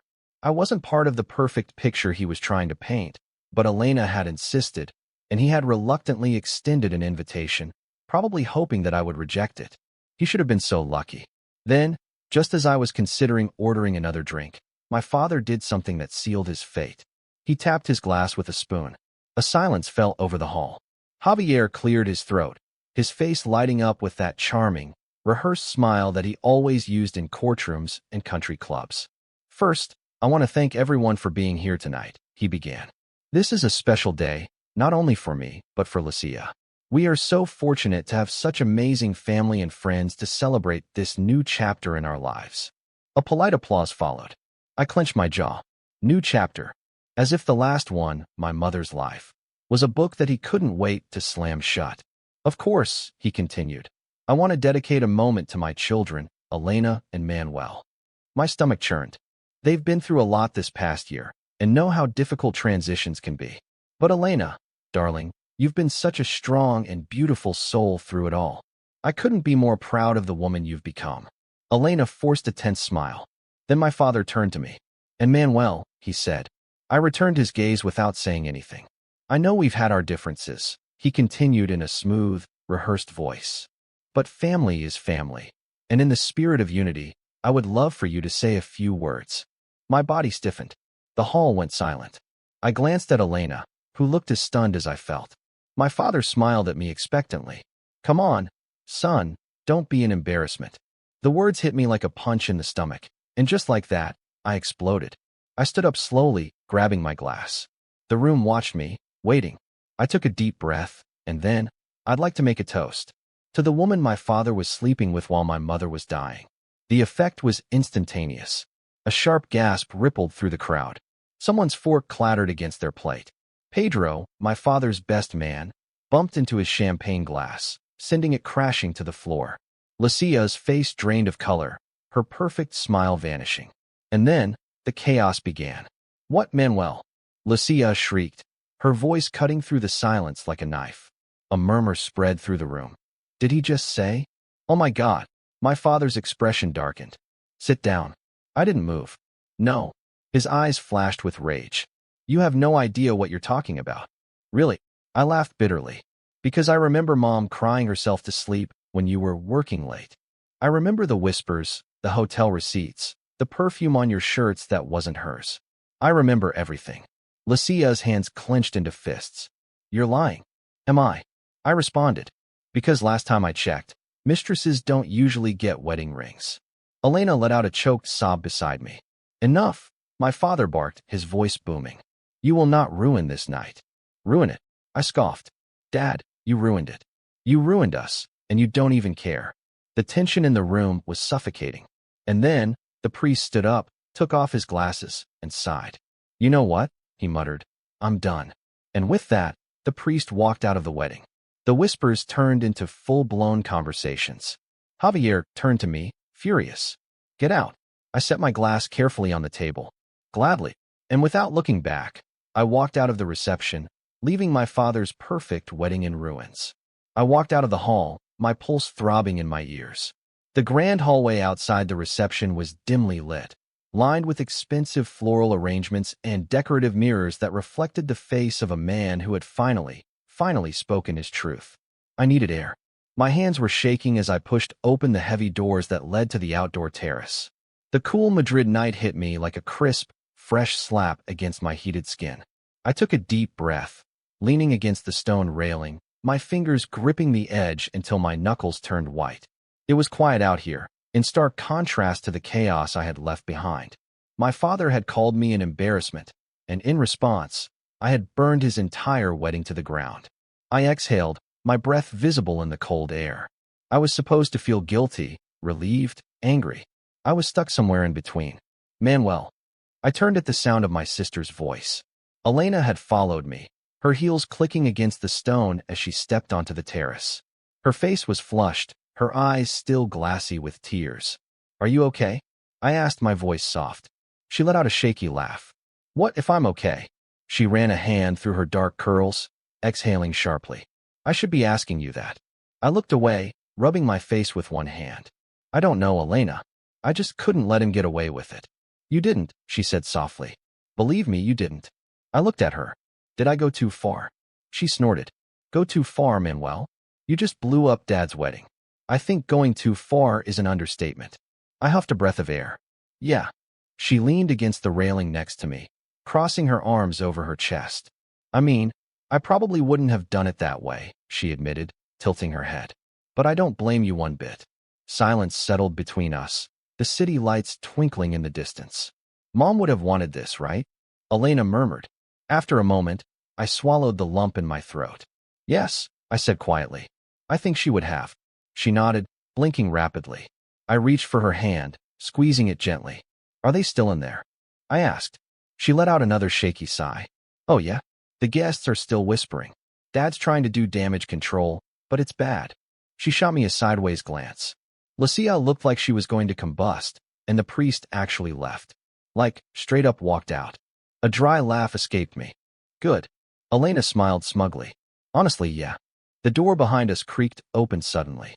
We both turned, and there stood Javier Morales, our father. His face was tight with barely contained fury, his jaw clenched so hard I thought his teeth might shatter.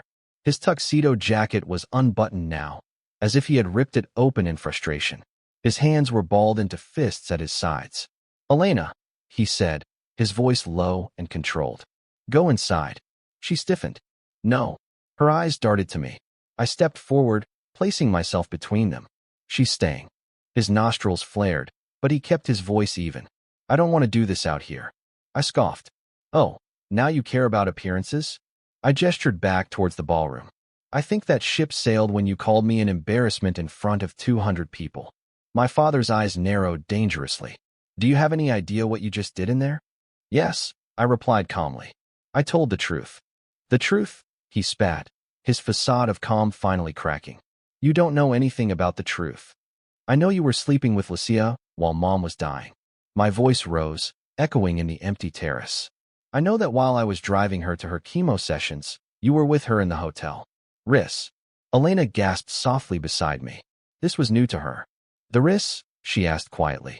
My father glared at me with hatred. You had no right. I had no right. I interrupted, stepping towards him. I had no right to what? To defend Mom's honor? To expose your lies. Your mother and I had problems long before she got sick. Sis, I felt the blood boil. That doesn't give you the right to cheat on her while she was fighting for her life. You don't understand, he shouted, running a hand through his graying hair. It was complicated. No, it wasn't, I said, my voice now dangerously low. It was simple. You betrayed her. You betrayed us all. Elena stepped forward, her voice trembling slightly. Dad? Is that true? The hotel risks. He looked away, and that was all the acknowledgement we needed. Oh my God, Elena whispered, bringing a hand to her mouth. My father turned back to me, his face flushed. How did you know?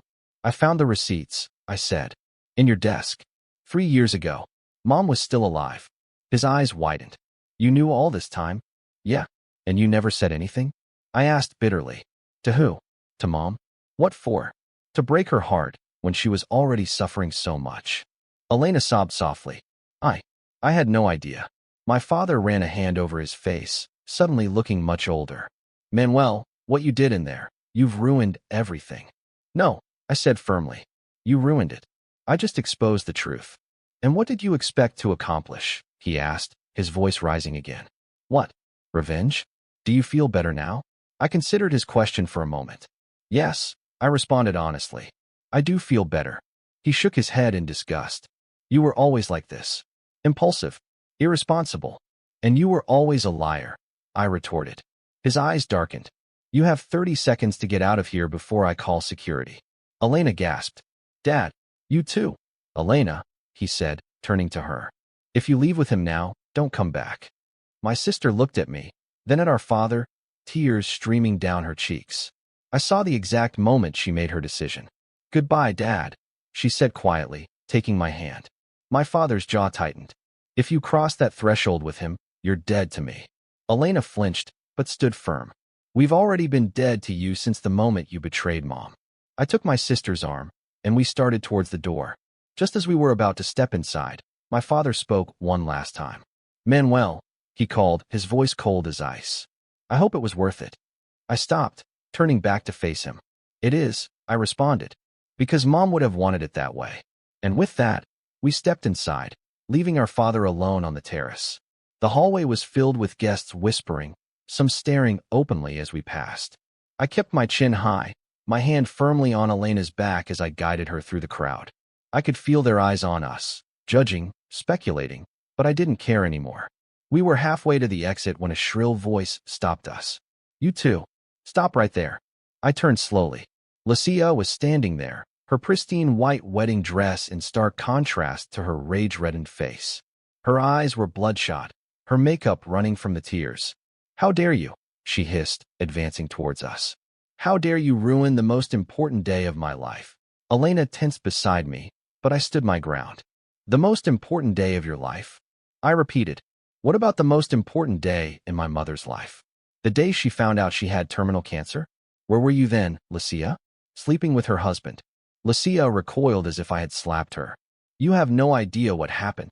Enlighten me, I challenged. She glanced around, noticing the guests who had stopped to witness the confrontation. She lowered her voice. Your father and I fell in love. It was complicated, yes, but real. Real. Elena interjected, her voice trembling with rage. You call building a relationship on lies and betrayal real? Your mother was already sick, Lucia said. As if that justifies everything. Your father needed support, someone to be there for him. He should have been there for her. I retorted, my voice dangerously low. That was his job. In sickness and in health, remember those vows? The same ones you just made, Lucia? Lucia paled. And you? I continued. You knew her. You came to our house. You ate at our table. You smiled to her face while you were sleeping with her husband behind her back. It wasn't like that, she protested weakly. Wasn't it? I challenged. Then tell me, Lucia, when exactly did it start? Before or after my mother was diagnosed with cancer? Her silence was answer enough. That's what I thought, I said with disgust. I don't expect you to understand, she said finally. Love is complicated. No, it's not, Elena replied, her voice firm despite the tears. Love is respecting someone enough not to betray them. Love is being there when things get tough, not running into someone else's arms. Lucia stared at us, her eyes filled with a mixture of rage and shame. You two have ruined everything. No, I said, taking Elena's hand. You and Dad did. We just exposed the truth. And with that, we turned and walked towards the exit, leaving Lucia standing in her wedding dress, surrounded by whispering guests and a ruined wedding. The taxi sped through the streets of Madrid, the city lights sliding like ghosts across our silent faces. Elena rested her head against my shoulder. Her tears had stopped, but left dry streaks on her cheeks. "Are you okay?" I asked softly. She let out a humorless laugh. "I just got disowned at my father's wedding." Fine is not exactly the word I'd use. I nodded, looking out the window. "I'm sorry for dragging you into this." "Don't," she said, straightening up. "You didn't drag me anywhere. I made my own decision." The taxi pulled up in front of my hotel. I paid the driver, and we stepped out onto the sidewalk. The night was surprisingly cool for Madrid in the summer. "Do you want to come up?" I asked. "We can order room service, get drunk on the minibar." Elena smiled weakly. "Sounds like a plan." In my room, we kicked off our formal shoes and collapsed on the twin beds. Elena took off her earrings and set them on the nightstand. "You know what's the saddest thing?" she said after a long silence. "A part of me was hoping that Dad would deny everything, that he would say you were wrong." I opened a small bottle of whiskey from the minibar and poured 2 glasses. "I know, but he didn't even try," she continued, accepting the glass I offered her. "He just admitted it. With his silence, but he admitted it." I took a sip of my drink, letting the burn distract me from the ache in my chest. I always knew it was true, but seeing it confirmed. "It's different," Elena finished for me. I nodded. We sat in silence for a moment, each lost in our own thoughts. "Do you think Mom knew?" Elena finally asked, her voice barely a whisper. The question hit me like a punch to the stomach. It was something I had asked myself countless times over the past 3 years. "I don't know," I responded honestly. Sometimes I think she did. There were moments when I would catch her looking at Dad with this sadness, like she knew something that was breaking her heart. Elena nodded slowly. "I remember those moments. I thought it was because of the illness." "Maybe it was both," I suggested. My phone vibrated in my pocket. I pulled it out and looked at the screen. A text message from a number I didn't recognize. "Who is it?" Elena asked. I opened the message. It was a photo from the wedding, but not just any photo. It was an image of the hall after our departure. The tables were half empty. The guests were clustered in small circles, clearly discussing the drama. My father was standing in the center, looking lost, while Lucia was crying in a corner, surrounded by her bridesmaids. Beneath the image was a message. "Thought you'd want to see this. The wedding is a disaster. Half the guests have left. Carlos, the photographer." I showed Elena the phone. She stared at the image for a long moment before looking up, her eyes shining with a mixture of emotions. "How does this make you feel?" she asked. I considered the question. Honestly, relieved. Like I finally did right by Mom. Elena nodded slowly. "Me too." My phone vibrated again. Another message from Carlos. "By the way, several guests are on your side. Your mother's brother just had a screaming match with your father. Said your mom would be proud." I felt my throat close up. Uncle Roberto, Mom's younger brother, had always been close to her.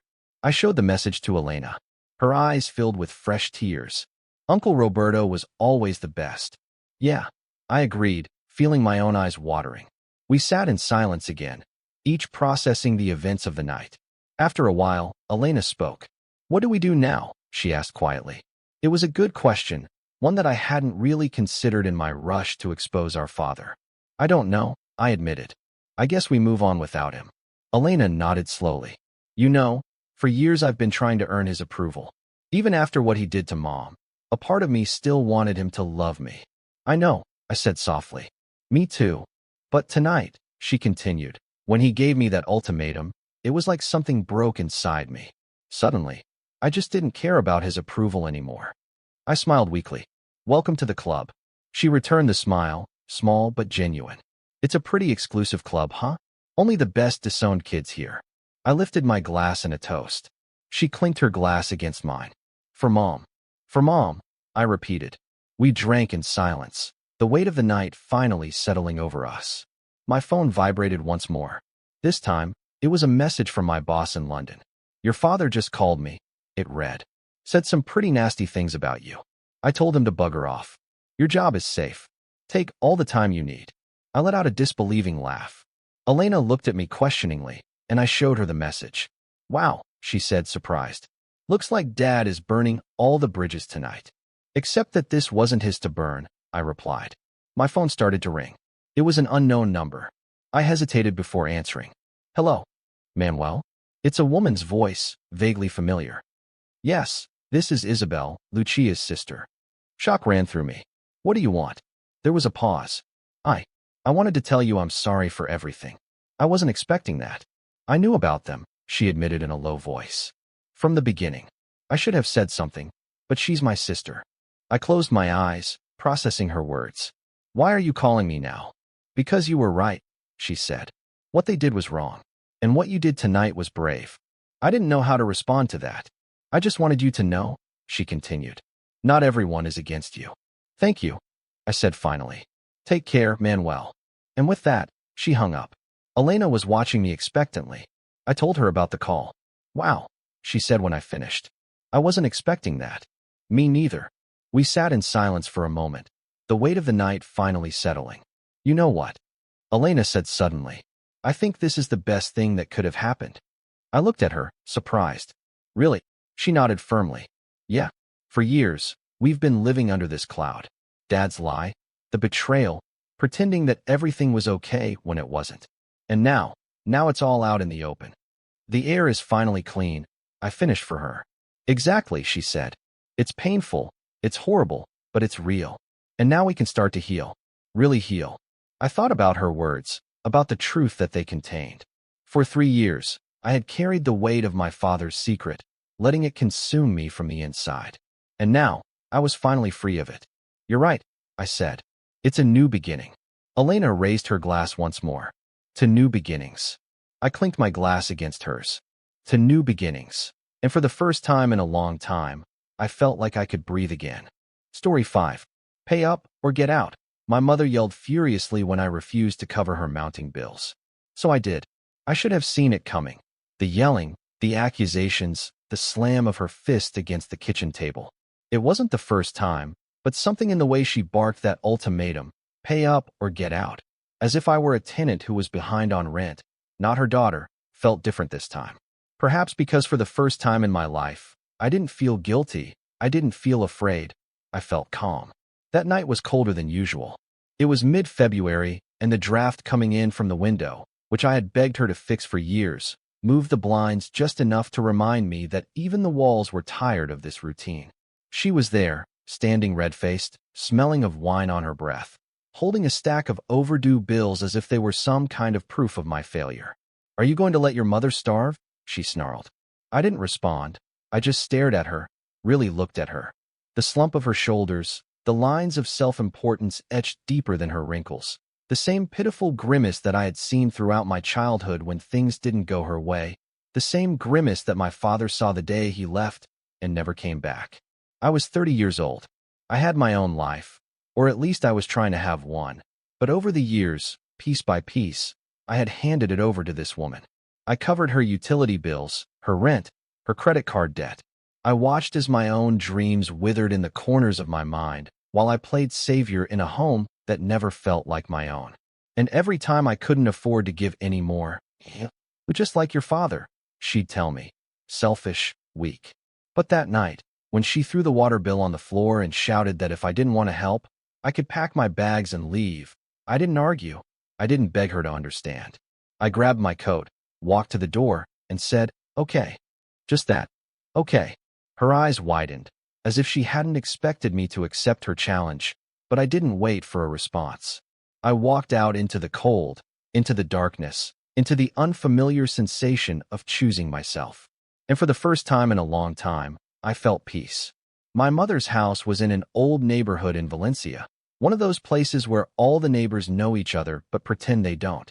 The biting February wind whipped at my face as I walked down the cracked sidewalk, passing under the streetlights that flickered as if they were also tired of always lighting the same path. My car, an old seat that I had bought with my first paycheck, was parked a block away. I always left it there because the space in front of my mother's house was reserved for her visitors, even though no one ever came. It was another one of her small tyrannies, those arbitrary rules that she imposed to remind me who was in charge. As I walked, my phone started to vibrate in my pocket. Her name appeared on the screen. I didn't answer. It vibrated again and again. Then came the messages. Elena, don't be ridiculous. Where are you going to go at this hour? Always dramatizing, just like your father. I turned off the phone. The sudden silence was like taking a weight off my shoulders. For years, I had been trapped in this cycle. My mother losing a job because her boss was an idiot, falling behind on rent because the prices are highway robbery, her credit cards piling up because she deserved to treat herself after all she had sacrificed for me. And I was always there, pulling money from my savings, postponing my plans, canceling vacations, working extra hours, all to keep afloat a boat that she herself was drilling holes in. I remember the first time I paid her rent. I was 23 years old, had just gotten my first job as a graphic designer at a small agency. I was excited to start saving for my own apartment. Then came the tearful call. They were going to evict her, and she didn't have the money. 48 hours was all she had. I emptied my savings account that very day. Just this once, she told me. Things will get better soon. 7 years later, I was still paying her bills, her whims, her mistakes. I had turned down a better job in Madrid because how could I abandon her? I had ended relationships because no man is more important than your mother. I had watched as my college classmates bought houses, traveled, built lives, while I remained trapped in the orbit of her endless needs. That night, in my car, with the heat barely working and the seat reclined just enough to be uncomfortable but not impossible to sleep, I realized that I didn't have a plan. I had some money in my personal account, not much. I could stay in a cheap hotel for a few days, maybe a week. After that, I wasn't sure. I called my friend Lucia. It was almost 11 o'clock at night, but she answered on the second ring. "Elena, are you okay?" "I've left my mother's house," I said, surprised by the steadiness of my own voice. "I need a place to stay for a few days while I figure something out." There was a pause, then a sigh that sounded strangely like relief. "I'll wait for you," she said. "I have a bottle of wine and the sofa bed ready." I didn't cry on the way to her house. I didn't feel the need. Instead, as I drove through the nighttime streets of Valencia, with the city lights blurring around me, I felt something that I hadn't experienced in years: possibility. As if I had been holding my breath for so long that I had forgotten what it felt like to fill my lungs completely. Lucia's apartment was on the third floor of a building without an elevator. When she opened the door, she hugged me without saying anything, and for a moment, I allowed myself to lean on someone else. "You've done the right thing," she whispered. "I know," I replied, and was surprised to realize that I truly believed it.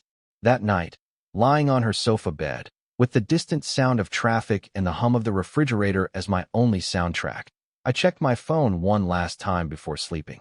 I had 12 missed calls and 23 messages. I didn't read them. Instead, I silenced the notifications, put the phone face down on the coffee table, and closed my eyes. I had no idea what awaited me. I didn't know that in just 2 days, a phone call would change the course of my life forever. But that night, in that moment of calm before the coming storm, I felt at peace for the first time in a long time. I had no idea what awaited me. 2 days later, a phone call from a lawyer, a man I hadn't heard from in years. Carmen Vidal, my grandmother, the one my mother called a viper, the one who disappeared from our lives when I was just a child, the one who, I had been told, never wanted to know anything about us. Apparently, that wasn't true. Not even close. The voicemail arrived while I was standing in line for a coffee that I didn't even want. I was still trying to figure out how to tell my boss that I might need to take a few days off, not because I was sick or had a family emergency, but because I had nowhere to go. I was staying at Lucia's, practically living out of my car between shifts, pretending that I was just reorganizing my living situation. The message was brief, polite, and tremendously confusing. "Miss Vidal, my name is Alberto Mendoza. I am a lawyer representing the estate of your grandmother, Carmen Vidal. Please contact me at your earliest convenience." I stood staring at the phone, frowning. My grandmother? I thought she was dead, or if not dead, then lost long ago and buried under the weight of whatever story my mother had invented. She was never talked about, and when I asked about her as a child, all I got were vague answers and that classic dismissive grunt. "She's not part of our life." But apparently, she had been, just not part of my life. When I returned the call, the voice on the other end was calm, professional, and surprisingly kind. "Miss Vidal," he said, "I have been trying to locate you for weeks. Your grandmother passed away a month ago. Her estate is considerable, and she has left everything to you." I laughed. I literally laughed. "I think you have the wrong person," I said. "She cut off contact with my mother. Why would she leave anything to me?" The lawyer paused, as if he was used to hearing that. "That is explained in the letter she wrote. It is addressed directly to you. Wait, she knew me? She knew about you. The lawyer responded, more than you think. The will is clear. You are the sole heir. I stood there, my heart pounding in my chest, as he began to list the assets. A fully paid, two-story house in a quiet town outside of Barcelona, a modest investment portfolio, enough to live comfortably if you manage it well, he said, and the letter. Always the letter. It is important that you read it, the lawyer said. She wanted you to understand the why. I didn't sleep that night, not really. I drove out the next morning to meet the lawyer in person. His office smelled of old wood and expensive paper, and as he slid the envelope across the table, my hands trembled. It was addressed in a neat handwriting that I didn't recognize, but that still felt strangely familiar. To my granddaughter, Elena Vidal. I didn't know it then, but that letter was going to reveal the truth about my family in a way that I wasn't prepared for, and once I read it, there would be no turning back. I waited until I was back in the car to open it. There was something about that envelope that felt heavier than its weight, as if it contained more than just words, as if it contained explanations, regrets, maybe even redemption. Or maybe none of that. The seal broke as if it had been waiting years to be opened. Inside was a single sheet of thick paper, yellowed at the edges, written in handwriting with black ink that had run a little over time.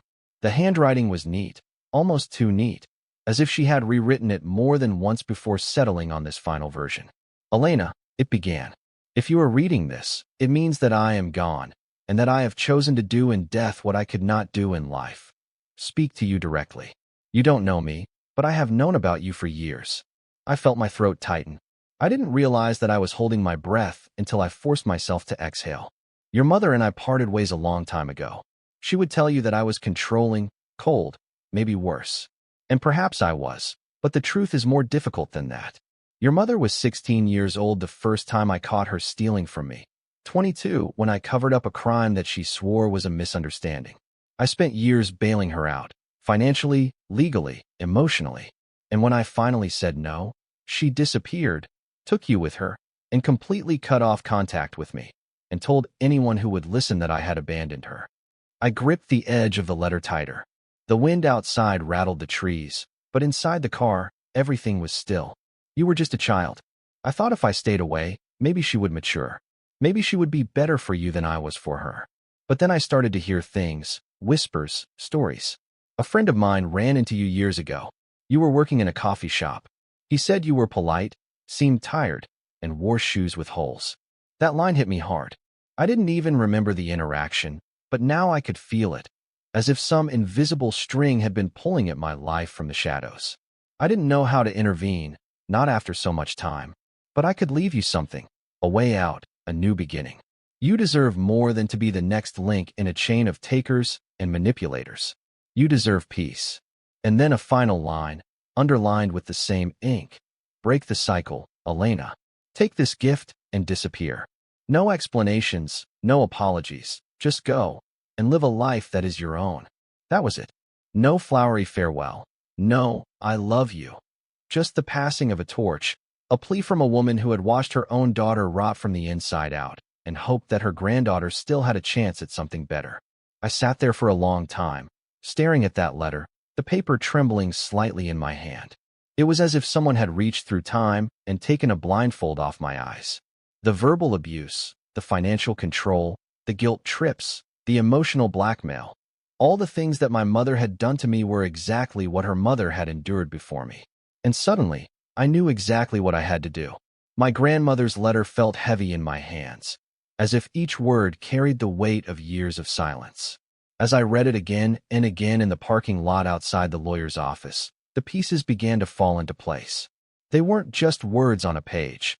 They were a map, revealing the terrain of my life, showing me paths that I never knew existed. Could you tell me more about her? I asked the lawyer when I returned to his office. Alberto Mendoza looked at me over his glasses with an expression that mixed compassion and caution. Carmen was a reserved but observant woman, he said. I worked with her for over 20 years. I never saw her cry, except when she talked about you. About me? But we never met. The lawyer opened a drawer and pulled out a thick envelope. This is also for you. Photographs, clippings, notes. Your grandmother collected them over the years. I opened the envelope with trembling fingers. Inside were dozens of photographs. Me at my high school graduation, taken from afar, clearly without my knowledge. Me walking down the street. Me working at that coffee shop she mentioned in her letter. There were clippings from local newspapers where my name appeared for small school achievements. There was even a copy of my first article published in the university magazine. She was keeping track of you, Alberto said softly. She hired someone to report on you, not to intrude, but to make sure you were okay. Why didn't she reach out to me? She feared that your mother would completely alienate you if she tried to contact you. And after so many years, she didn't know how to do it without causing more harm. Among the papers, I found something else. Detailed reports on my mother, unpaid debts, fraudulent loans, even a withdrawn complaint for fraud. It was like reading about a stranger, except that every word resonated with a truth that I had always felt but had never been able to name. Your mother has a pattern, Alberto explained. Carmen saw it develop over the years. She finds someone vulnerable, establishes a dependent relationship, and then drains them of everything they can give: money, time, emotional support. When they can no longer give any more, she discards them. Like she did with me, I murmured. And like she did with Carmen, and with your father, and with several others over the years. He handed me another document. This one was more recent, a letter from a bank addressed to my mother, threatening legal action for a loan that she had taken out in my name. How is this possible? I never. Forgery, Alberto said simply. Carmen discovered this a few months ago. She was preparing a legal case to protect you when her health deteriorated. My head was spinning. Everything I thought I knew about my family, about my mother, about myself, was crumbling. The woman I had feared disappointing my whole life had been robbing me, not only of my present, but also of my future. There's more, Alberto continued, pulling out a thinner folder. This is the last letter Carmen wrote to your mother. She never sent it. She thought it would be better if you decided what to do with it. I opened it slowly. Unlike my letter, this one was brief, almost clinical. Pilar, it began. I have seen what you have done to Elena. It is the same pattern, the same manipulation, the same abuse that you attempted with me. The difference is that she has a way out. I have made sure of it. Do not try to find her when she disappears. Do not try to claim what I have left her. I have taken all the necessary legal precautions to ensure that you cannot touch a cent. This is the end of our cycle. I should have done this years ago. Carmen. I looked up at Alberto, tears streaming down my cheeks without me realizing it. She knew I would leave? Carmen believed in patterns, he replied. She said that there would come a time when you would have to choose between saving yourself or sinking with your mother. She hoped you would choose life. That night, sitting on Lucia's sofa bed, I spread all the documents around me like a macabre jigsaw puzzle of my life. There was more than Alberto had initially shown me. Bank statements showing regular transfers from my account to my mother's, copies of loan applications with my forged signature, even a rental agreement for an apartment I had never seen, supposedly signed by me as guarantor. My phone rang. It was her, of course. She had been calling nonstop since I left. This time, I answered. Elena, thank God. Her voice sounded shaky, vulnerable. I knew it well. It was the voice she used when she needed something. I've been so worried. Where are you? I need you to come home, Carino. I need you. I looked at the photographs scattered in front of me. One in particular caught my eye. Me at age 7, smiling broadly, holding a drawing. On the back, in wobbly handwriting, my grandmother had written, her first genuine smile I've seen. I wish I could give her more reasons to smile like this. Elena, are you still there? I have a problem with the bank. I need you to come and help me sort it out. Of course, she did. There was always a problem, always a crisis, always a reason why I should sacrifice something more. I can't help you, I said finally. What do you mean you can't? I'm your mother. Are you going to leave me in the lurch like this? I know about the loan, I said, surprised by the calm in my voice. I know you forged my signature. There was silence, barely a second of pause before the outrage took over. What are you talking about? I would never do something like that. Who has been filling your head with lies? That friend of yours, Lucia. I always knew she was a bad influence. It was so predictable, so perfectly, painfully predictable. Carmen was right about you, I said. Another silence, this one longer. When she spoke again, her voice had changed. It was cold, hard, the voice she used when the masks came off. Carmen? My mother? Have you been talking to her? She died a month ago. Good, she spat. I hope she suffered. And there it was, the raw, unvarnished truth. The woman who had given me life, who was supposed to protect me, wishing suffering on her own mother. How long would it be before she wished the same on me? She left everything to me. I said. The house, the money, everything. I could hear her breathing change. I could almost see the gears turning in her mind, recalculating, readjusting her approach. Well, she said, her voice instantly softening. That's wonderful, Carino. I always knew my mother would come to her senses eventually. Why don't you come home and we'll talk about this? We can plan how to use that money, maybe finally get a bigger place for the two of us. I closed my eyes for a moment, feeling the familiar temptation to cave, to seek her approval, to hope that this time would be different. But then I looked at my grandmother's letter once more. Break the cycle, Elena. Take this gift and disappear. No, I said simply. I'm not coming back. Don't be ridiculous. Her voice hardened again. Where are you going to go? What are you going to do? You need me, Elena. You've always needed me. Goodbye, Mom, I said and hung up. My hands were shaking, but my resolve was firm. I gathered all the documents and carefully placed them back in the folder. Then I called Alberto. I've made a decision, I told him. I want to disappear. The town was called Montella, a small corner in the Catalan mountains where stone houses clung to the hillside, as if they had grown there naturally. My grandmother's house, my house now, was on the edge of the town, overlooking the valley and the mountains beyond. It was smaller than I had imagined, but solid, with thick walls that kept the inside cool even in the Catalan summer heat. When I turned the key in the lock for the first time, the sound echoed like a full stop to a sentence that had been writing itself for too long. The interior smelled of old wood, of books, and a faint trace of perfume that I assumed was hers. There were no family photos on the walls, only landscapes and still lives, as if she had erased any evidence of our existence, except in that folder she had left for me. It took me 3 weeks to organize my escape. Alberto turned out to be not only a competent lawyer, but an unexpected ally. He helped me transfer the property title, set up new bank accounts that my mother couldn't track, even file a complaint for the forgery of my signature on those loans. You don't have to press charges, he told me, but having the complaint on record will protect you if she tries anything else. Lucia was the only one who knew exactly where I was going. The night before my departure, we sat on her balcony, sharing a bottle of wine, watching the lights of Valencia twinkle like fallen stars. Are you sure about this? She asked, not for the first time. It's the only way, I replied. If she finds out where I am, she'll never leave me alone. I'm going to miss you. You can visit. Just don't tell anyone. We hugged for a long time. When I left the next morning, I had reduced my entire life to what could fit in my old seat.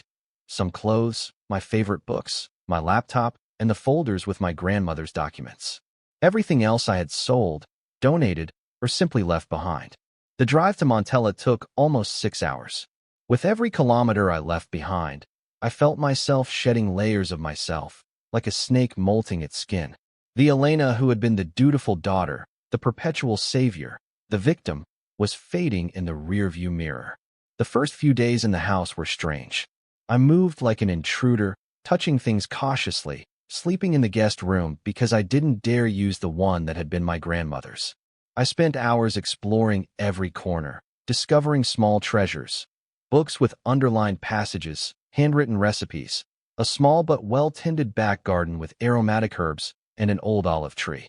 In the study, I found her diaries, dozens of them, arranged chronologically on a shelf. I didn't read them right away. It felt like an invasion, even though all of this now belonged to me. But one night, after a week in the house, I took the oldest one and began to read. It was like hearing a voice from the past, a voice that resonated with a clarity and honesty that took my breath away. My grandmother wrote about her life, her struggles, her mistakes. And she wrote about my mother, Pilar, first as a bright and sensitive child, then as a troubled teenager, and finally as an adult woman whose manipulations became increasingly sophisticated and damaging. Today, I gave Pilar money again. One entry from 1985 read, I know I'm enabling the problem, but I can't bear to see her suffer. Is this love or weakness? I can no longer tell the difference. And then, years later, Pilar brought her daughter today. Elena has the most curious eyes, as if she can see right through people. I wonder if she will see through her mother someday. I pray she does before it's too late. I cried that night, not just for myself, but for all of us. For my grandmother, who had tried to break the cycle too late. For my mother, who had never been able to escape her own demons. And for myself, for all the lost years, for all the hidden truths. But life went on, as it always does. Little by little, I began to truly inhabit the house, to make it my own. I painted the kitchen walls a soft yellow, planted new herbs in the garden, and finally moved into the master bedroom, where the windows framed the mountains like a living painting. The town was small, barely 300 inhabitants, the kind of place where everyone knows everyone but respects each other's privacy. I told them that I was Carmen's granddaughter, that I had come to stay for a while. They didn't ask many questions, but offered me warm smiles and occasional invitations to coffee. Maria, the owner of the bakery, was the first to really break through my isolation. A stout woman in her 60s, with strong hands and an even stronger laugh. Your grandmother came in every day for bread, she told me one morning, while wrapping a freshly baked loaf. Never talked much, but she always listened. She was a good woman. I barely knew her, I admitted. Maria looked as if this confirmed something she already knew. Sometimes families are like that, fragmented. But you're here now, aren't you? That counts for something. Over time, I established a routine. I worked as a freelancer, designing from home, using my skills as a graphic designer to keep myself afloat while I decided what to do with my life. The mornings were for work, the afternoons for exploring the mountain trails or reading in the garden, and the evenings for writing in my own diary, somehow continuing my grandmother's tradition. It was during one of those mountain walks, about 3 months after my arrival, that I met Javier. He was sitting on a rock by the trail, sketching the landscape in a worn notebook. He wasn't handsome in the conventional sense, but there was something about the way his eyes crinkled when he smiled that made me stop. "Are you lost?" he asked, closing his notebook. "No," I replied. "Just exploring." "Ah, you must be Carmen's granddaughter. The whole town has been talking about you." I tensed immediately. "What are they saying?" "Nothing bad," he laughed. "Just curiosity. We don't get many newcomers here." He introduced himself as the teacher at the local school. Though in the winter, when the snow made the roads impassable, he also painted. He showed me his notebook. Landscapes mostly, captured with quick but precise strokes that somehow conveyed not just the image but the feeling of the place. "Can I buy you a coffee?" he asked as we started to walk down the trail together. I hesitated. I hadn't come here seeking connections, but escape. But something in his quiet manner, in the way he didn't push or demand, felt refreshing. "Yes," I said finally. "I would like that." The coffee turned into dinner, the dinner into regular walks, the walks into visits to his small studio, where he painted when he wasn't teaching. He was patient, never asking more than I was willing to share, offering his own story in fragments that I could absorb without feeling overwhelmed. One night, sitting in my garden under the stars, I told him everything. About my mother, about the inheritance, about my escape. I expected to see pity in his eyes, or worse, that calculating glint that I had seen so many times in my mother's eyes when she smelled an opportunity. But I saw only understanding. "My father was an alcoholic," he said simply. "I spent years trying to save him. I almost drowned with him." "What did you do?" I asked. "The same thing you did. I left. I built my own life." That night, as I lay in the bed that had been my grandmother's, I thought about the cycles that we all carry, about how some of us manage to break them while others remain trapped forever. I thought about my mother, who was probably still searching for me, not out of love, but for what I could give her. And I thought about my grandmother, who had tried to warn me from beyond the grave. The next morning, I received an email from Alberto. My mother had been arrested for financial fraud. She had not only robbed me, apparently, but had defrauded several other people. The email included a link to a local newspaper article with her photo. The face I had so feared now reduced to a pixelated image, hard eyes glaring at the camera in defiance. I felt no joy, no revenge, just a strange peace, as if a circle had finally closed.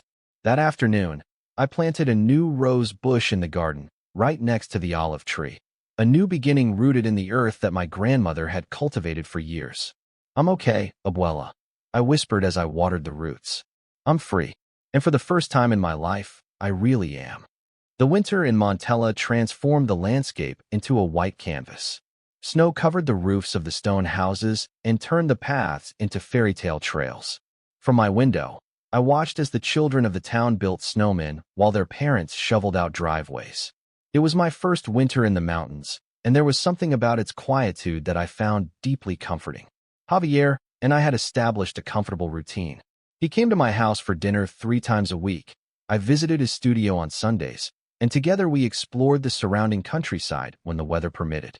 It wasn't a passionate relationship like the ones I had seen in movies, but something quieter and more solid, built on honest conversations and shared silences. "You've never asked me if I missed her," I said one night, while sharing a bottle of wine in front of the fireplace. "Your mother, Javier." He stirred the embers with the poker. "I figured you would. It's natural. Sometimes I feel guilty for not feeling more guilty," I confessed. "That makes sense," he smiled. "Perfect sense.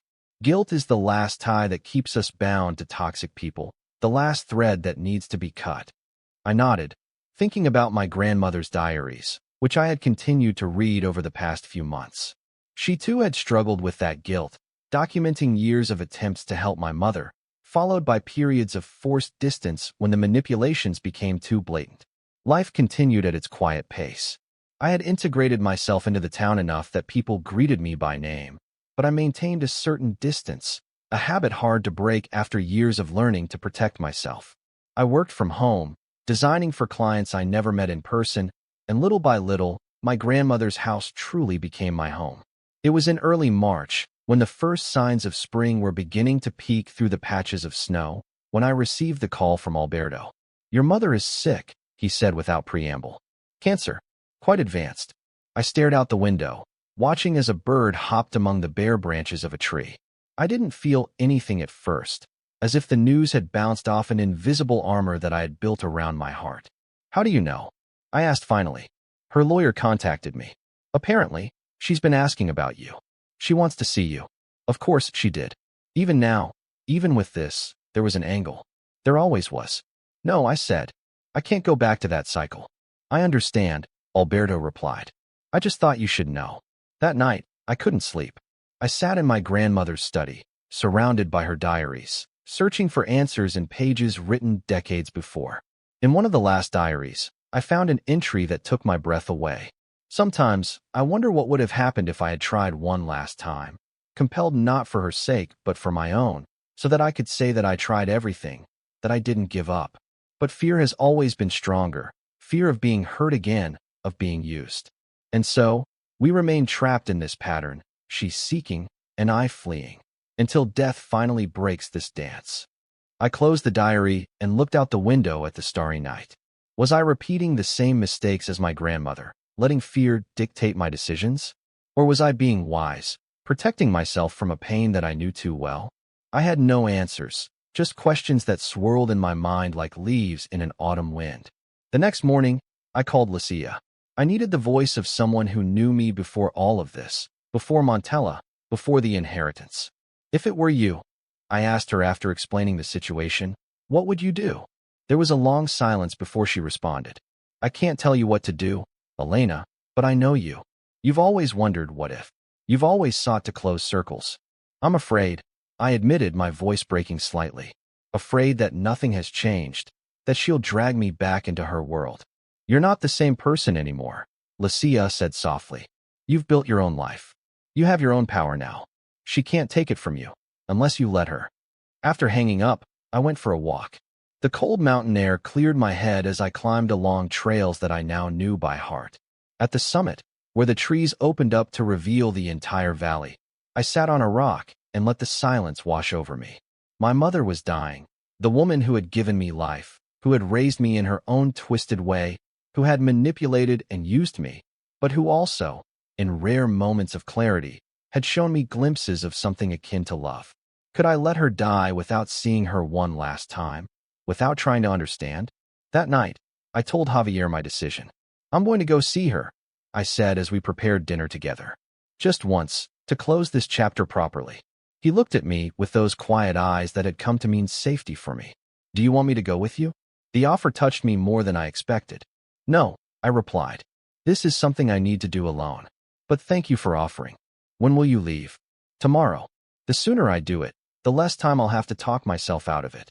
That night, as I packed a bag for a trip that I never thought I would take, I found my grandmother's letter. I reread it, letting its words strengthen me. Break the cycle, Elena. Take this gift and disappear. But maybe breaking the cycle didn't mean just fleeing. Maybe it also meant facing the past with new eyes, with the strength I had found in these months of solitude and growth. The hospital was on the outskirts of Valencia, a modern building of glass and steel that seemed out of place among the orange groves.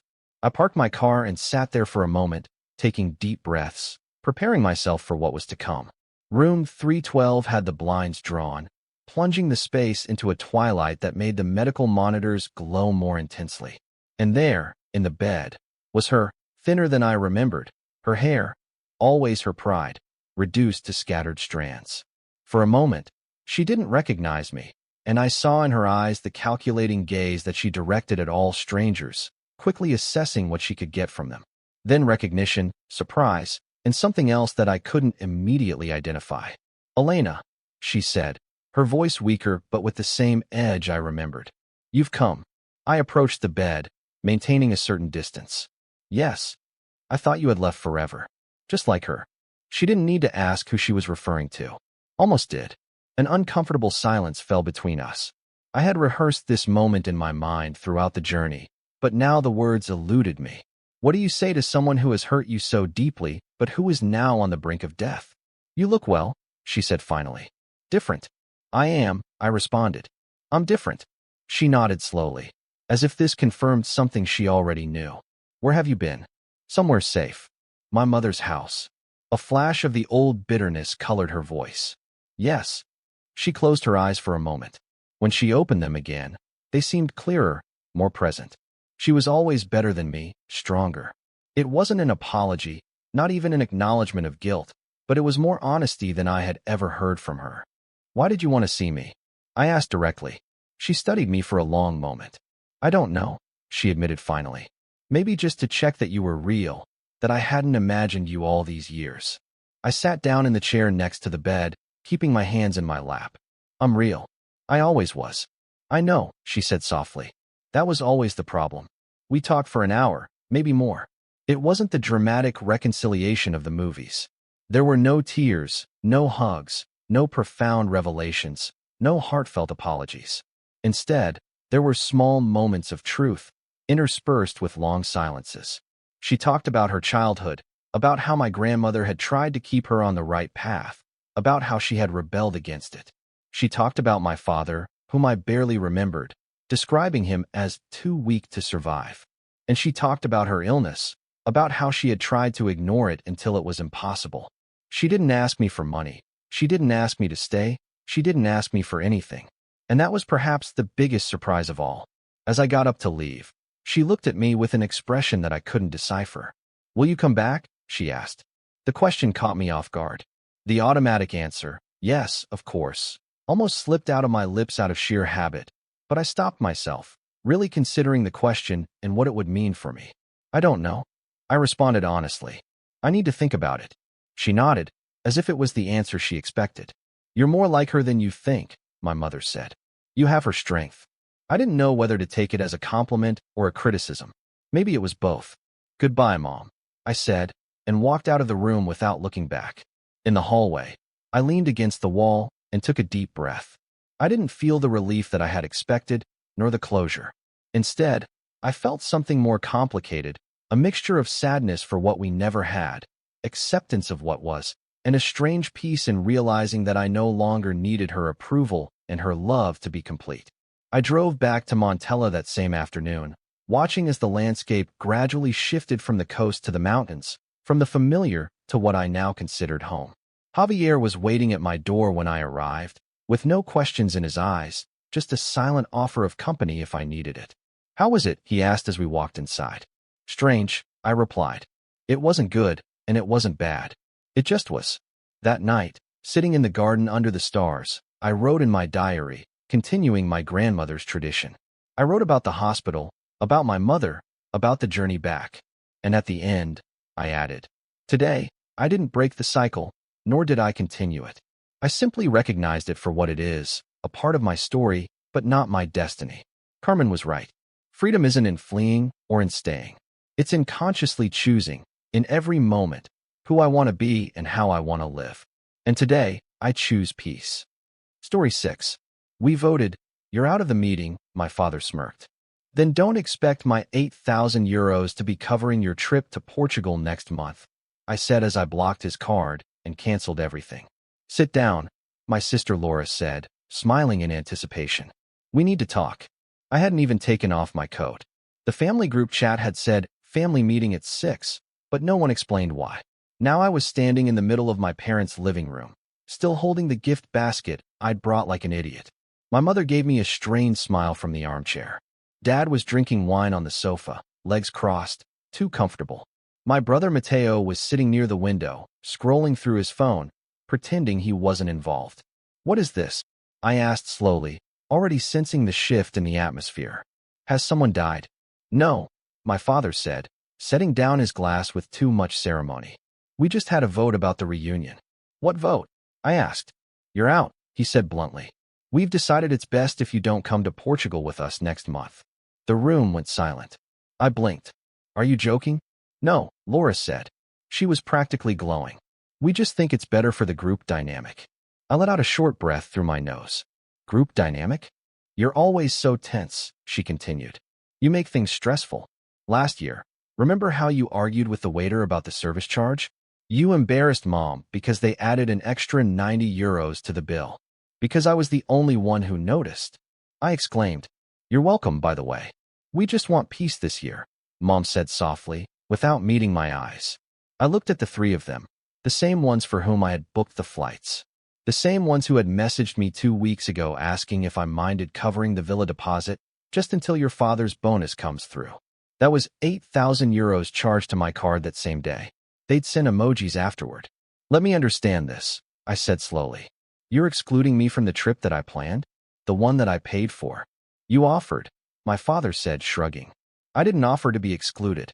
Well, Laura said, crossing her legs like a judge in court, you've been very tense lately. All your little limits and budgets. You've changed. My laugh was short and bitter. Yes, I started saying no. She ignored that. This is supposed to be fun. And honestly, you ruined the vibe. I ruined the vibe. I repeated. You mean I stop you from drinking €18 spritzes on my card all day?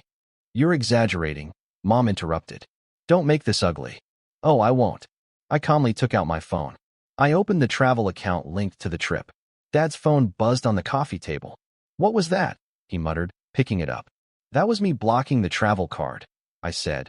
The one I used to book your tickets, your hotels, and that villa in Portugal with the pool you just had to have. You know, that one none of you reimbursed me for. You can't do that.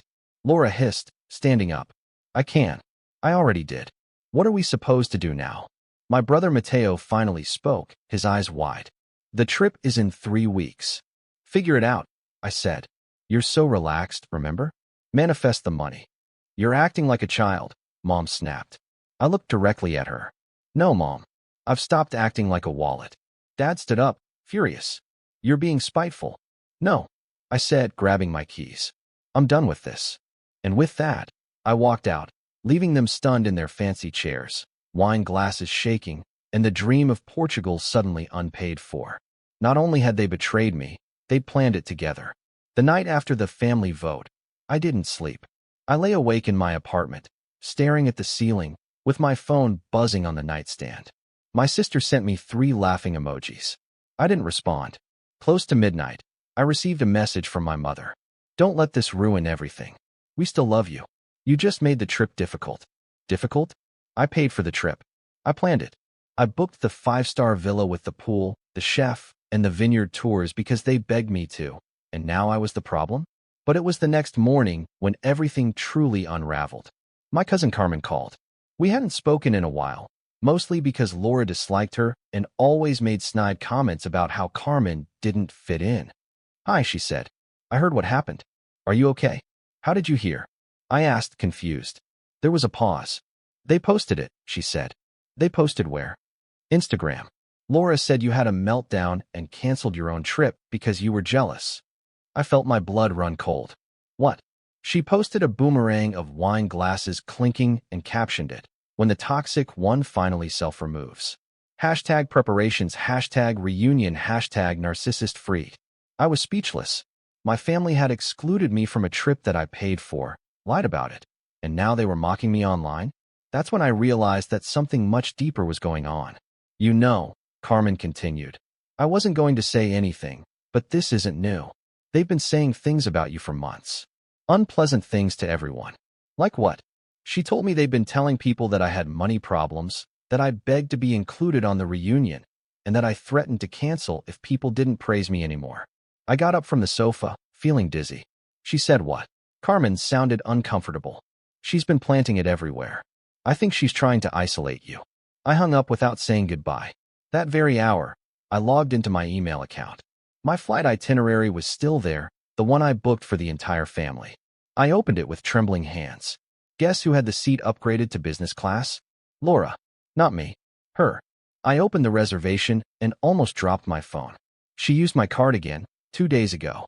A small, silent charge, €1,800 slipped in while I was busy fighting her for attention. That was the last straw. I called the airline. "Hello," I said through gritted teeth. "I'd like to cancel all 4 tickets under my last name." The woman on the line paused. "All of them? To the very last one, especially the seat that ends in 3A? That afternoon, I went to my parents' house, not to argue. I needed to see their faces. When Mom opened the door, her smile quickly faded. "Oh, it's you. Don't act surprised," I said, pushing past her into the house. "You posted enough online to attract a crowd." She didn't deny it. I walked straight to the living room. My father was there, reading the newspaper like it was 1985. Laura was sitting with a laptop, searching for flights. "You'll need a new card," I said. She looked up. "What?" "The travel card, blocked. The flights, canceled. The villa, rebooked by another guest. Portugal is off." "You wouldn't," she spat. "I did. You're sabotaging the whole trip." I laughed darkly. "Oh, honey, you sabotaged it the moment you excluded me." My father finally lowered his newspaper. "Son, don't be rash." I turned to him slowly. "Rash? I was excluded from my own trip, they used my money, and then she allowed lies about me to spread to the entire family. This isn't rash, it's justice." "Justice?" Laura stood up, her face red. "You're unbelievable. You've always been bitter because I'm the one everyone listens to." "Curious," I said, pulling a folded piece of paper from my jacket. "Because I just happened to hear the state of your bank account." I threw the paper on the coffee table. Laura's eyes widened.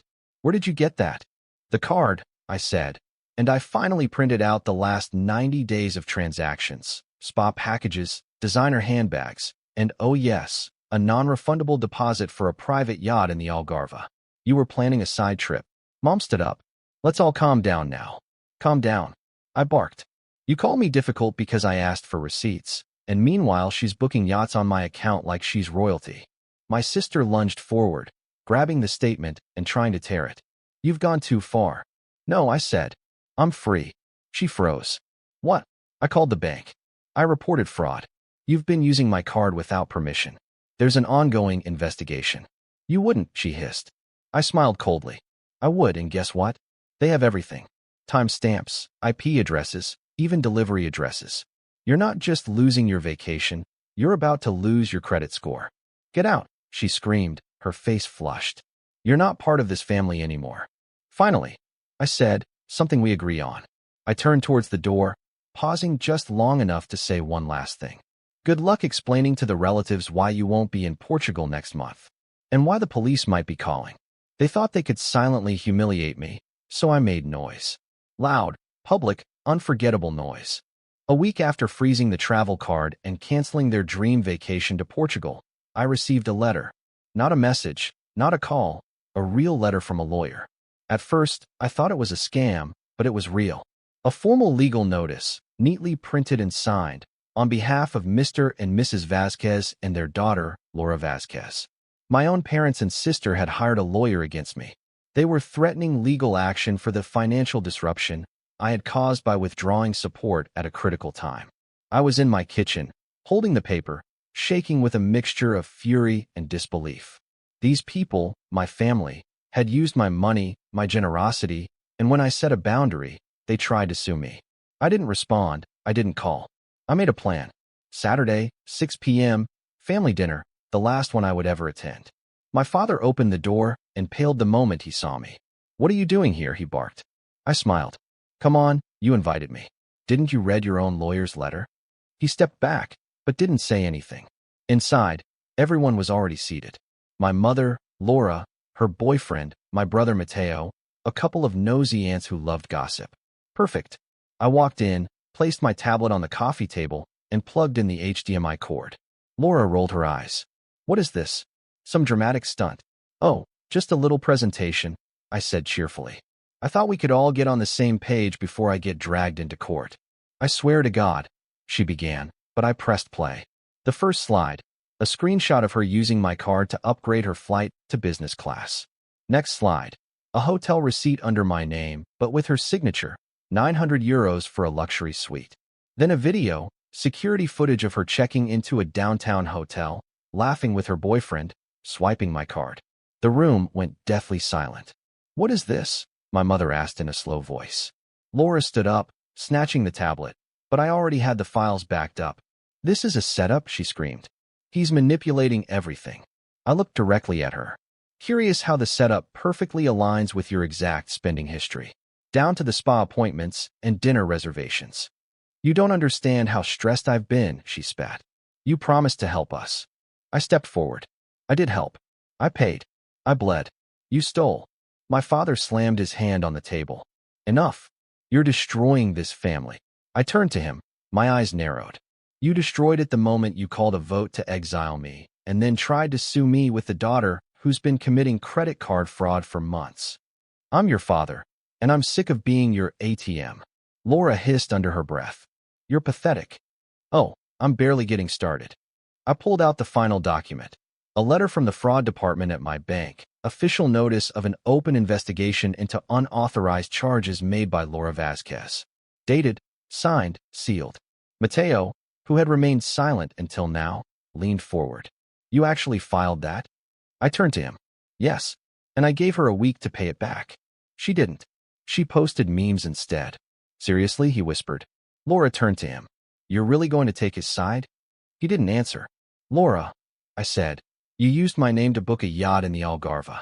You sent a laughing emoji when I was uninvited from the reunion, and now you're sitting here acting like I betrayed you?" "We're family," my mother cried.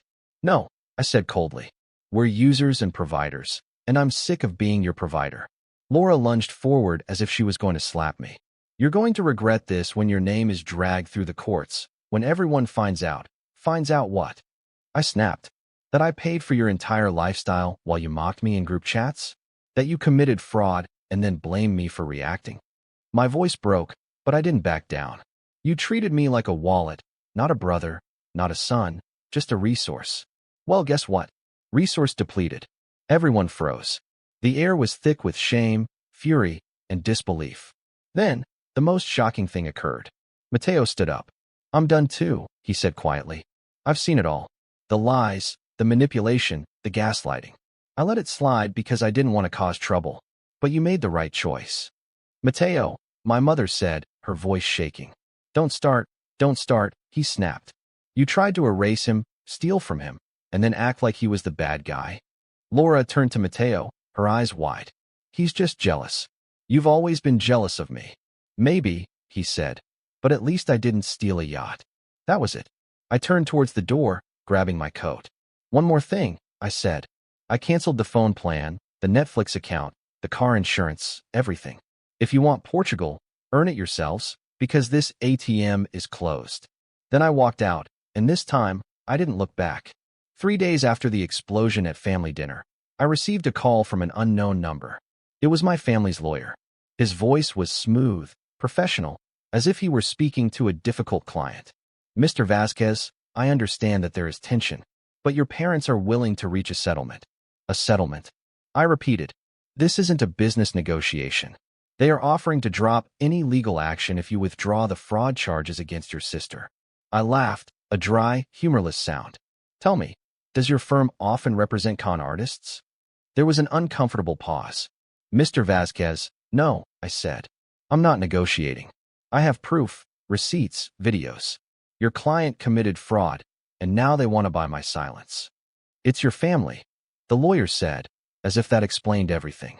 Exactly, and that makes it worse. I hung up and blocked the number. That night, as I was making dinner, the doorbell rang. I looked through the peephole. My father, looking older than I remembered, with slumped shoulders. For a moment, I felt a pang of doubt. Then I remembered everything. I opened the door, but kept the chain on. What do you want? I asked.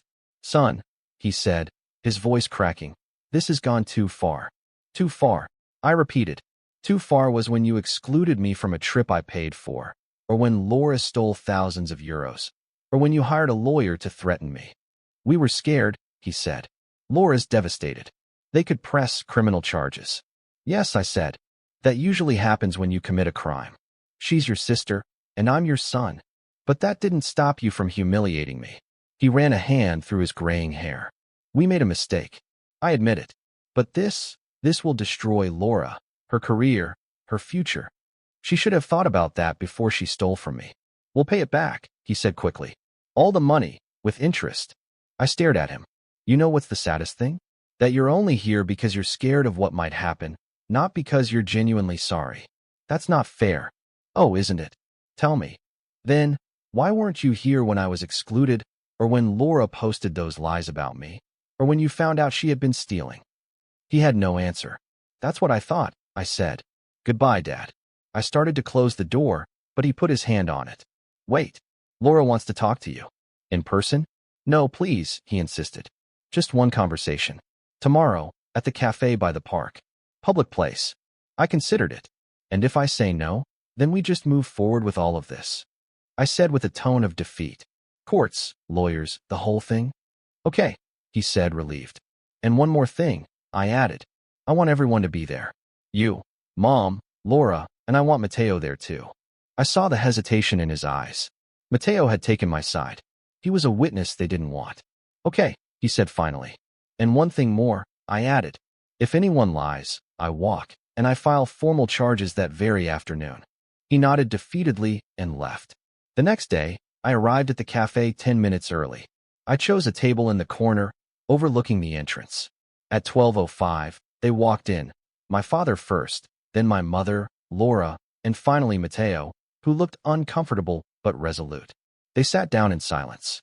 Laura's eyes were red-rimmed. My mother wouldn't look directly at me. Thank you for coming, my father said as if he was hosting some social event. Let's get to the point, I said. What do you want? Laura took a deep breath. I want to apologize. I looked at her, waiting. What I did was wrong, she continued. Using your card without permission, lying about you, everything. Why did you do it? I asked. She looked down. I don't know. She stopped, swallowing. It started small. One purchase here, another there. Then it became something bigger. I didn't ask you how. I asked you why. Because, she stopped swallowing again. You've always been the responsible one, the successful one, the one who does everything right. And I wanted what you had. So I stole it. Yes, she admitted quietly. My mother intervened.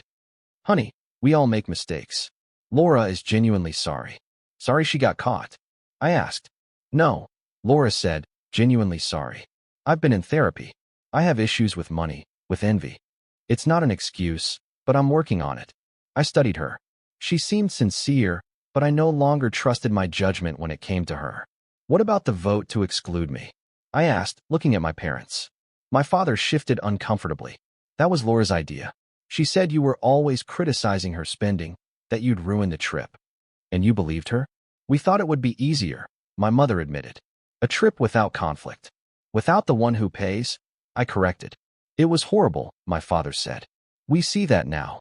Matteo, who had remained silent, finally spoke. They've been doing this for years, he said. Using your generosity and then blaming you when you set boundaries. Laura shot him a furious look. You're not helping. I'm not here to help you, he responded. I'm here for the truth. I turned back to Laura. What exactly do you want from me? I want you to withdraw the fraud charges, she said. I'll pay you back all the money. I'll make a payment plan, whatever it takes. And if you don't, I could go to jail, she said, tears in her eyes. My career would be over. I stared at her. You know what's the most painful thing? It's not the money.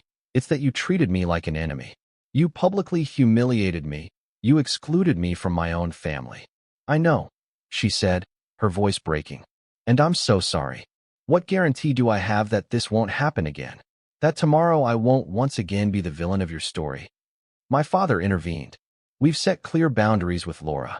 She's seeing a therapist, and we were wrong too. We failed you as parents. Yes, I said simply. You did. Silence fell over the table. A waitress passed and dropped off more water. No one touched it. I need to think about it, I said finally. Please, Laura begged. I'll make it up to you. I promise. I looked at her, this sister who had been my childhood playmate and my adulthood tormentor. This isn't about making it up, I said. It's about trust. And you've shattered that. I know, she said, tears running down her cheeks. I stood up slowly. I'll let you know my decision in a few days. But I want you to understand something. I will never again be your ATM. I will never again tolerate being manipulated or excluded. And if any of you ever betray me like this again, there won't be another conversation. My mother started to protest, but my father put a hand over hers, stopping her. We understand, he said. Mateo stood up with me. I'll walk you out. As we walked away, Laura called out, will you ever be able to forgive me? I stopped and turned. I don't know, but I know that I'll never forget. We walked out together, Mateo and I, into the bright afternoon sun. For the first time in weeks, I felt like I could breathe completely. What are you going to do? He asked. Honestly, I said, I have no idea. But for the first time, the decision is completely mine. We walked in silence for a moment. You know, Mateo said, I always knew this would happen someday. Laura has always been like this, and our parents have always enabled her. Why didn't you ever say anything? He shrugged. Fear, I guess, of being the next one excluded. I understood perfectly. And now? I asked. Now, he said, I think it's time for all of us to grow up. Especially them. I nodded, looking out at the city skyline. Whatever my decision, one thing was certain. Things would never be the way they were before. And maybe that was exactly what we needed. I spent 3 days considering my decision. 3 days of unanswered texts, ignored calls, and sleepless nights. On the 4th day, I called my lawyer. I want a written agreement, I told him. Detailed, binding, and with clear consequences if it's broken. Are you sure you want to go this route? He asked. It's your family. Precisely, I responded. Because they're family, I need legal protection. 2 days later, we met in his office. My parents, Laura, Mateo, the lawyers, and me. The document on the table was simple but forceful. Laura would pay back every cent, with a structured and supervised payment plan. My parents would be guarantors. In exchange, I would withdraw the fraud charges. But there was an additional clause. Any future violations, any public lies, any attempts at financial manipulation would result in the immediate filing of criminal charges, without warning. This seems extreme, my mother said, skimming the pages. No, I responded. Extreme was excluding me from a trip I paid for. Extreme was stealing thousands of euros. Extreme was hiring a lawyer to threaten me. This is simply protection. Laura, pale but resolute, signed first. My parents hesitated, exchanged glances, but finally signed as well. Mateo signed as a witness. I hope you're satisfied, my father murmured as he signed the last page. I looked directly at him. I'm not satisfied. I'm sad. But at least now we all know where we stand. As we left the office, Laura stopped me in the hallway. Can we talk? Alone? I nodded, and the others walked ahead towards the elevators. I know you don't believe me, she said, but I really am sorry. Not just about the money, about everything. Why should I believe you now? She took a deep breath. Because for the first time in my life, I'm facing real consequences. And it's terrifying. I studied her. There was something different about her.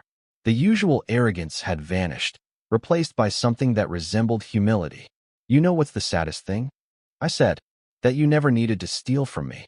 If you had just asked for help, I would have given it to you.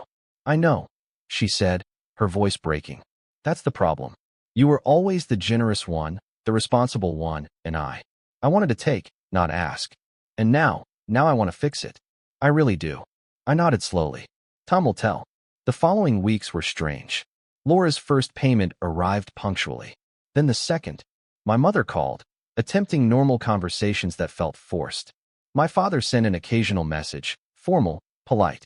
Mateo and I met regularly for dinner, strengthening a relationship that had been on the back burner for years. A month after the agreement, I received a notification. Laura had closed all her social media accounts. No more fake posts, no more manipulated narratives. It was a small gesture, but a significant one. 2 months later, my mother called. "We're thinking about a small family get-together," she said cautiously. "Just us at home. Nothing extravagant." "Why?" I asked directly. There was a pause. "Because we miss you," she said finally. "And because we want to try again. Correctly this time." I accepted with reservations.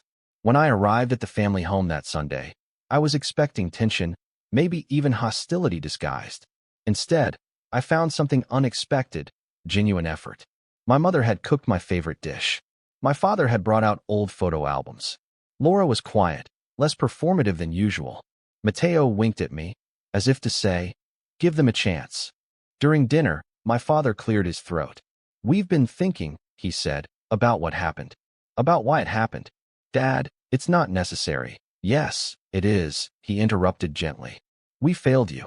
We treated you like a resource, not a son, a brother. And the worst part is, we didn't even realize it until you showed us." My mother nodded, tears in her eyes. "We got used to you always being there, always helping. We took and never asked what you needed." Laura spoke softly. "My therapist says I have issues with envy and entitlement. That I saw your success as something that devalued me, instead of celebrating it." I looked at all of them, searching for signs of manipulation, of the old dynamics. But what I saw was different. Real vulnerability, genuine appreciation. "I appreciate you saying this," I said finally, "but words are easy. It's in the actions where you really prove the change." "We know," my father said. "That's why we want to propose something to you." "What thing?" "A new trip," my mother said. "Not to Portugal, not something extravagant. Just a weekend at the coast. Everyone pays their own way. Total transparency. And if you don't want to go," Laura added quickly, "we'll understand. No pressure, no guilt." I surprised myself by smiling slightly. "Everyone pays their own way?" "Seriously?" "Completely seriously," my father said. "We've already drawn up a budget. Look." He pulled out a detailed spreadsheet with costs divided equally. Modest options, nothing extravagant. "Wow," I said. "This is new." "It's the least we can do," Laura said. "To start over with honesty." I studied their faces, searching for the catch, the angle, the hidden manipulation. But for the first time in a long time, I saw none of it. I just saw my family. Imperfect, damaged, but trying. "Okay," I said finally. "We'll try." My mother's smile was genuine. My father looked relieved. Laura nodded with a mixture of gratitude and determination. Mateo raised his glass. "To new beginnings," he said. We clinked glasses, and for a moment, I felt something I hadn't felt in years with them. Hope. The weekend trip came a month later. It was simple. A small hotel by the sea, meals at local restaurants, long walks on the beach. Nothing fancy, nothing extravagant, and it was nice. Awkward at times, as old patterns threatened to emerge, but different. Laura paid her share without complaint. My parents respected the budget limits. Mateo and I rediscovered our childhood camaraderie. And I learned that forgiveness isn't a one-time event, but a daily process. The last night, sitting on the hotel terrace, my father said something that stayed with me. "You know," he began, looking at the horizon, "sometimes it takes a storm to clear the air." I nodded. "And sometimes it takes losing something to truly value it." Laura, sitting next to me, said softly, "Thank you for giving us another chance. I know we didn't deserve it." "It's not about deserving," I responded. "It's about choosing. And I'm choosing to try again, cautiously, with clear boundaries, but trying." As we watched the sun set over the sea, I felt a subtle but profound shift. The betrayal had left scars, yes. The trust would remain fragile for a long time. But here we were, rebuilding, step by step. It wasn't a fairy tale happy ending. It was something more real, a new beginning, with eyes wide open. A year after the legal agreement, I found myself checking my calendar and noticing a date marked in red: monthly family dinner. What was once a dreaded obligation had gradually transformed into something I looked forward to with a certain, cautious anticipation. The change hadn't been immediate or perfect. There were relapses, moments when Laura forgot a payment, though she compensated quickly, occasions when my mother subtly attempted to manipulate situations, instances when my father fell into old authoritarian patterns. But the difference was that now, when these slips occurred, there was acknowledgement, genuine apologies, and corrections. That night, as I drove towards the family home, I reflected on the year that had passed. Laura had completed almost half of her payments, punctually and without drama. More importantly, she had kept her word about social media. No more false posts, no more manipulated narratives. In fact, she had significantly reduced her digital presence, focusing more on her personal development than on external validation. When I arrived, Matteo was already there, helping to set the table. Our relationship had strengthened immensely. We now spoke almost daily, sharing not just anecdotes, but genuine concerns. "You're here early," he commented, smiling. "So are you," I replied. "How's it going?" "Well, Dad's trying not to micromanage the grill, and Mom's letting Laura cook without criticizing every move." We laughed. Small changes, but significant. My father came out to the patio where Matteo and I were. "Son," he said, extending a beer to me. It wasn't the effusive hug that some fathers would give, but for him, this simple gesture was a bridge extended. "Thanks, Dad." We sat in silence for a moment, watching as the sun began to set. Finally, he spoke. "You know, I've been doing a lot of thinking this year about how we raised you, about the expectations we placed on you." I looked at him, surprised by this unusual openness. "You were always the responsible one," he continued. "And instead of valuing it, we exploited it. We turned you into the adult when we should have been." "Dad, you don't have to." "Yes, I do," he interrupted softly. "Because I've never said it. I'm proud of you, not for your money or your success, but for your integrity, for standing your ground when it would have been easier to cave." His words left me speechless. In all my adult life, I had never heard my father express pride in this way. "Thanks," I said simply, because there were no other words necessary. Dinner passed with an ease that would have seemed impossible a year ago. Laura talked about her new occupational therapy job, how she was learning to find satisfaction in small but meaningful accomplishments. My mother shared that she and Dad had started couples therapy, something I never would have imagined. "It's hard," my mother admitted, "unlearning patterns of a lifetime, but we're trying." After dessert, Laura asked me to talk in private. We stepped out onto the small back garden. "I have something for you," she said, pulling an envelope from her pocket. I opened it with curiosity. Inside was a check for a sizable amount, much more than what she was due to pay that month under our agreement. "What's this?" I asked. "A bonus at work," she explained. "I decided it should go straight to paying off my debt to you. I know the agreement says I can pay in installments for 3 more years, but I want to be free of this, and free you too." I looked at her, searching for the hidden angle, the subtle manipulation. I found none. "Laura, you don't have to do this now. The agreement. It's not about the legal agreement," she interrupted. "It's about doing the right thing. For once in my life, I want to do the right thing without being forced to." I felt a lump in my throat. "Thank you," I said finally. She smiled, a genuine smile, without the performative sparkle that used to accompany it. "You know," she said, "for years, I saw you as competition, as someone who overshadowed me. Now, I realize that we could have been allies all this time." "We still can be," I responded. "I'd like that." When we went back inside, the conversation had shifted. Matteo was proposing something that left me momentarily speechless. "I was thinking," he said, "that we could try that Portugal trip again. But this time, do it right. All of us together, everyone paying their own way, no secrets." There was an expectant silence. Everyone was looking at me, waiting for my reaction. "Portugal," I repeated, remembering how that destination had become a symbol of my exclusion, of betrayal. "Only if it's okay with you," my mother added quickly. "And it would be different. Completely transparent, budgeted together." I looked at each of them. My father, trying not to look anxious. My mother, hopeful but restrained. Laura, genuinely repentant. Matteo, the bridge between us all. "Portugal," I said finally, feeling the weight of the word, but also its potential for redemption. Maybe it's time to create new memories there.